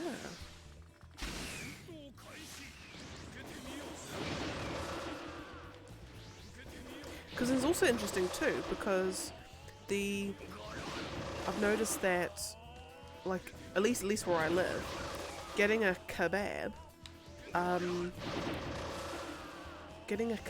is, you're either at a Turkish shop, a shop that says it's Turkish, or a shop that says it's Greek.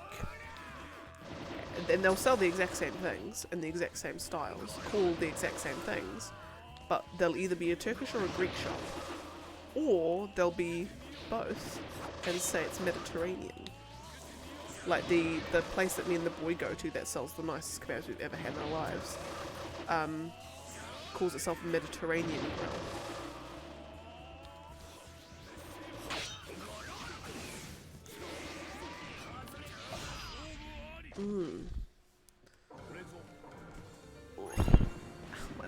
Ow, my foot's died. Ow.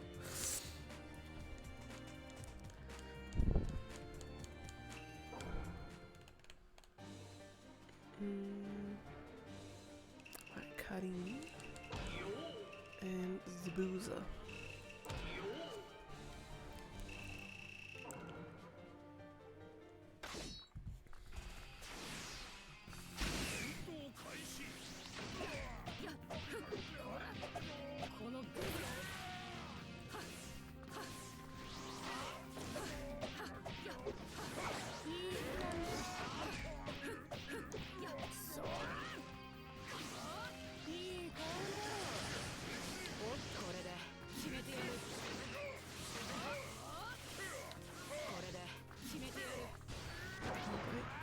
This should do a hell of a lot of damage. Yes, great.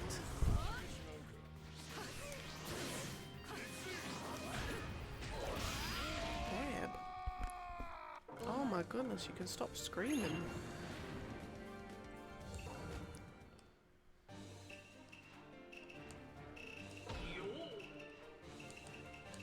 How long have I got? I've got about 10 minutes left.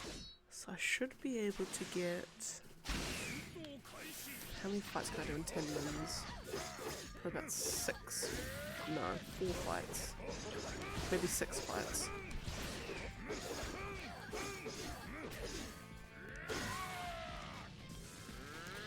Yeah. Karin's one that I forget exists as well. To be honest, I forget, like, those three, the Suigetsu, Karin, and Juga, I forget they all exist, TBH. Should be out. Hey, look at that. Yes, she is another woman deeply in love with Sasuke. And it's weird as well, because her whole thing is like, she can like give chakra to people, but they have to like bite her, like bite her arm and like suck it out of her. It's weird. It's so weird. So of course, like when Sasuke's in a fight and he's, you know, using up all his chakra, whatever, she's like, just bite my arm, Sasuke, and suck all the chakra out of me. It's just weird. It's so weird. And then of course, because she's in love with him, it's just the most, like, she just can't get enough of it. She's like,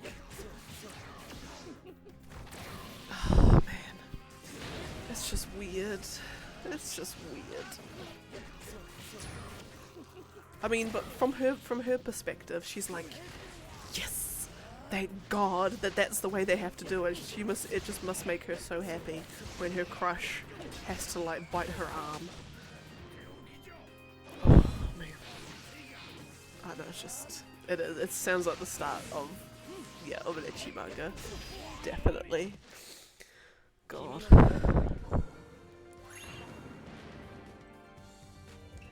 Yeah, I'm pretty sure. Yeah, no, that is the way that they have to do it. Don't think there's any other way.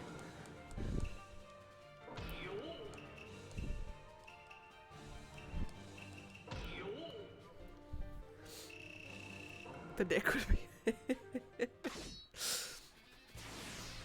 maybe they did the arm. I think they can just bite her anywhere. They can technically bite her anywhere, I think. But obviously the arm just seemed to be the most normal place, I guess. She probably collects them. She's just pulls out and says like, right, this bite mark's from Sasuke, and this bite mark's also from Sasuke, and this bite mark's from this guy, and this bite mark's from this guy, and oh my god, did you know that this bite mark's from the super cool celebrity that, like, you know, you must be so jealous. It's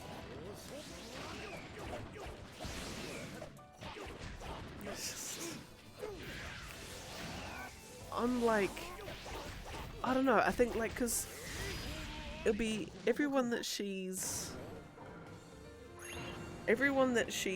probably has needed some extra energy or chakra has been around, and she's been around, I think. Cause she's also a jailer as well. She's like Orochimaru's jailer. And that means something.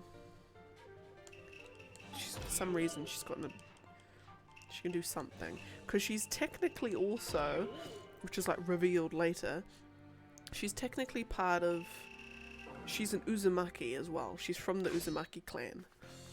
Because the Uzumaki clan is all historically got red hair. So like basically anyone with red hair like hers and Kushina's in the in Naruto is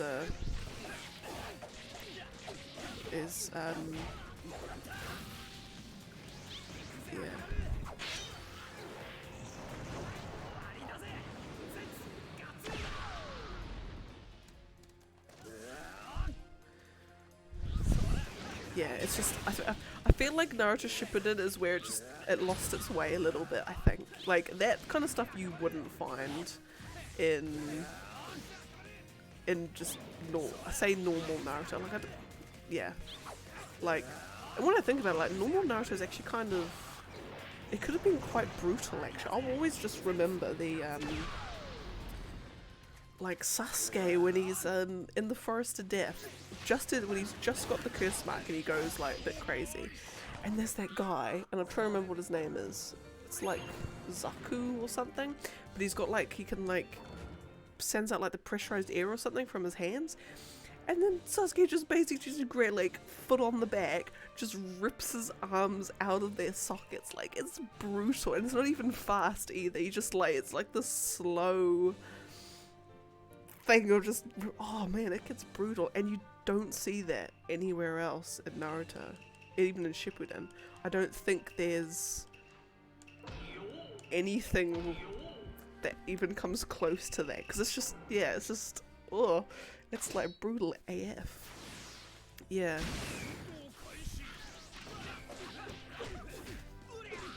Oh yeah, true, they didn't actually, because that's what kunoichi were, or like not what they were, that was like one of their like primary tools in the toolkit was, I'm gonna dress super sexy, I'm gonna like be invited for dinner, maybe invited back to the bed chambers, and then whoop, knife in the stomach. True. Yeah, no, it was, yeah, it was a family show in that sense, maybe.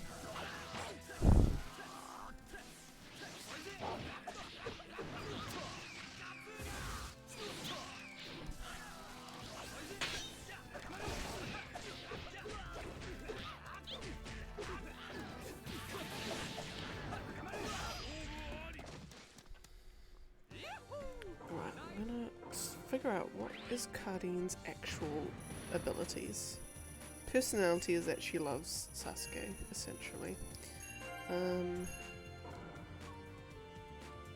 In the anime, a scene in her infinite Tsukuyomi dream, her greatest desire is simply to see Sasuke smile kindly to her. I feel like that's not actually what her dream was. I feel like her dream was a bit saucier than that, I must say. I wonder what would my eternal infinite Tsukuyomi dream be? I don't know.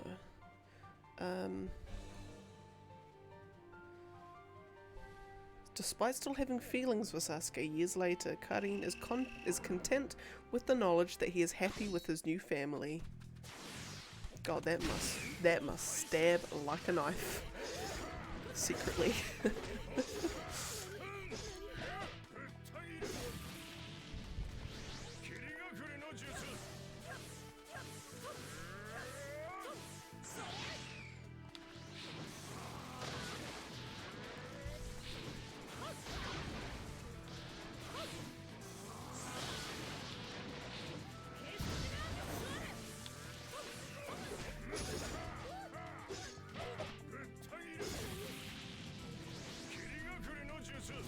Oh, come on.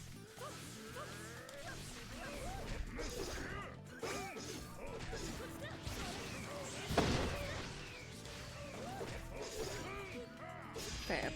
Okay, so what is Karin's actual abilities? According to Narutopedia, okay.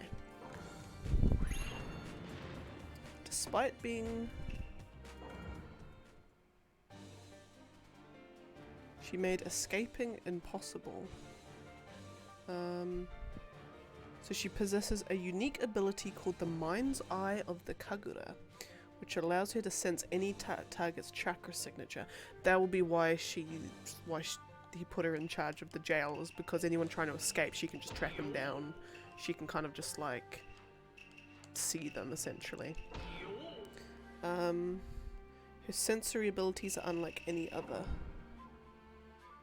She appears to detect chakra targets without any conscious effort. So she's basically like a tracker. She can even tell if someone was lying because their dishonest emotions cause their chakra to fluctuate. She can completely conceal her own chakra from others. Okay, so as a direct descendant of the Uzumaki clan, she has remarkably powerful life force. She can regenerate herself quickly.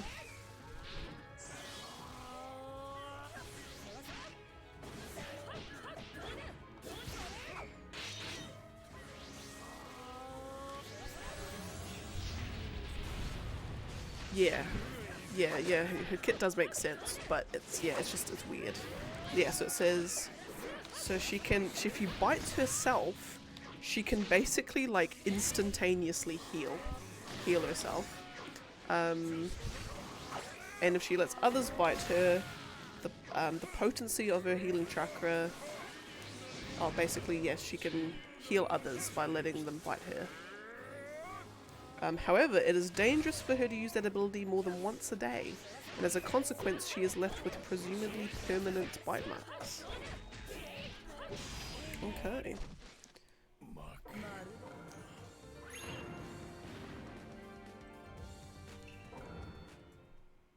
And her other skill is that she's intelligent. Right. Kurama.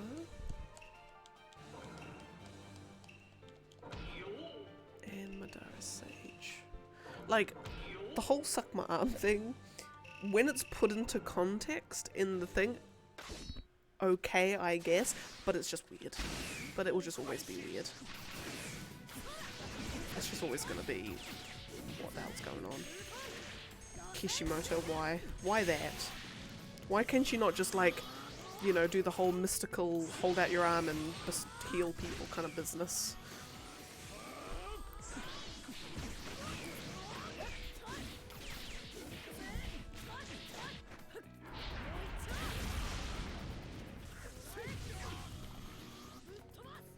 Wonder if she's got any bite marks on her tushy.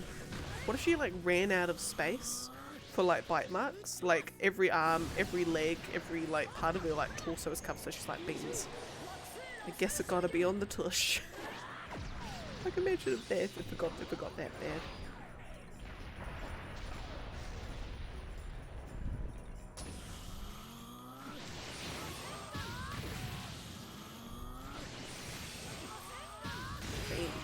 Okay, right, I think this last fight will be my last fight for today. Another sage, and that one.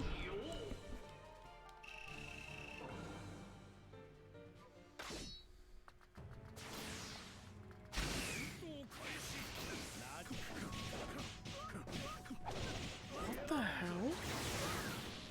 Oh, whoa.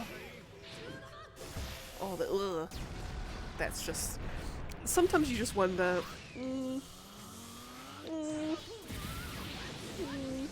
Is this just some guy's fantasy or something that he's managed to get the A-OK for an anime for?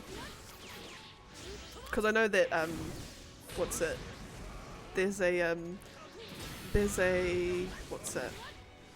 I watch like movie reviewers on YouTube, and they watch like bad films, and they can always tell when a film has been made by a really perverted director who just wants to basically make a film that's his fantasy and not have to pay tax on it. Like, it's basically just like a tax write-off. And it just feels like one of those. Like, this guy has some quirks, and he's like, well, by god darn, I'm gonna make money from it. Oh, that's so weird. Yeah, you might as well just go the full mile. Oh. Oh, this is weird. Like, there was one, oh god, there was a weird film they were watching, and it was something like you could tell who the director is straight away, because he's like, what's it? He's like the big, overweight, he looked sleazy. So, oh yeah, that guy's the director, and he's put himself in the film. And it's basically, it was a film like, I can't remember what it's called. It was something like, they're in an underground science facility, because it always is. And some thing happened, or like maybe there was something in the food supply or something. But basically, any woman who reached a certain point in a particular kind of experience turned into a lizard. Like, so they got really just became absolute horn dogs, and then when they experienced a particular thing in a particular kind of experience, they turned into lizards. Like, what even is that? So basically, it's an excuse for this big sleazy director to say, right, I'm gonna basically hire a whole bunch of hot babes, and I'm gonna be put into compromising situations with all these hot babes because they want me, because my character is suddenly, because they're all horn dogs, they just want my character so much, like they just can't get enough of me. But then I need some way to make this like not just a saucy film, like an adult film. So I'm gonna market, it's gonna be called a sci-fi, and they're gonna turn into lizards. And for some reason, it got approved, and he got money to make it, and it exists. Like I said, I don't know what it's called. It's I'll dig it up, but no, it's, oh, it just makes it like, there's weirdos everywhere.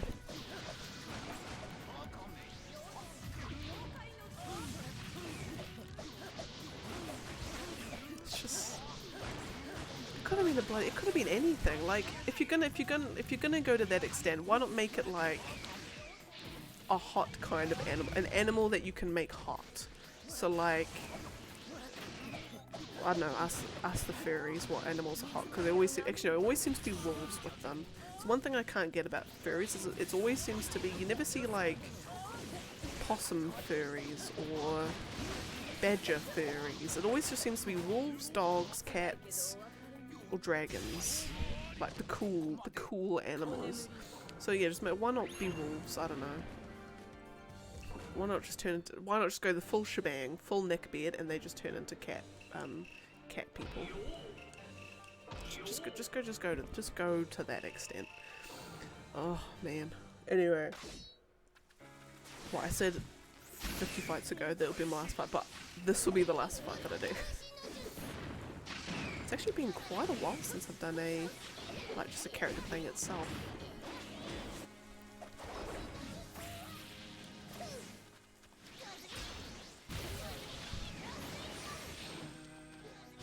Yes. Yeah, I could get, like, you're an itchy. Like, just have some self-awareness. You know what you are. Don't try and hide what you is. Don't try and put some, like, deep, philosophical, like, you are what you are. You know full well what you're trying to do. Just own it.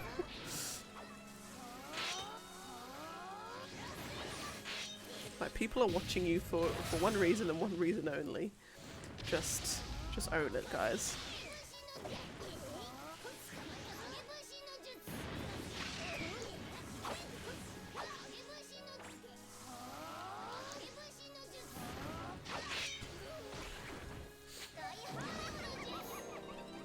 Like this is just weird.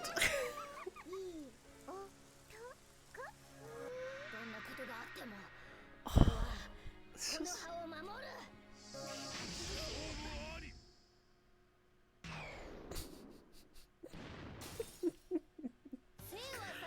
Oh my goodness. Okay. Anyway, we'll end on that note.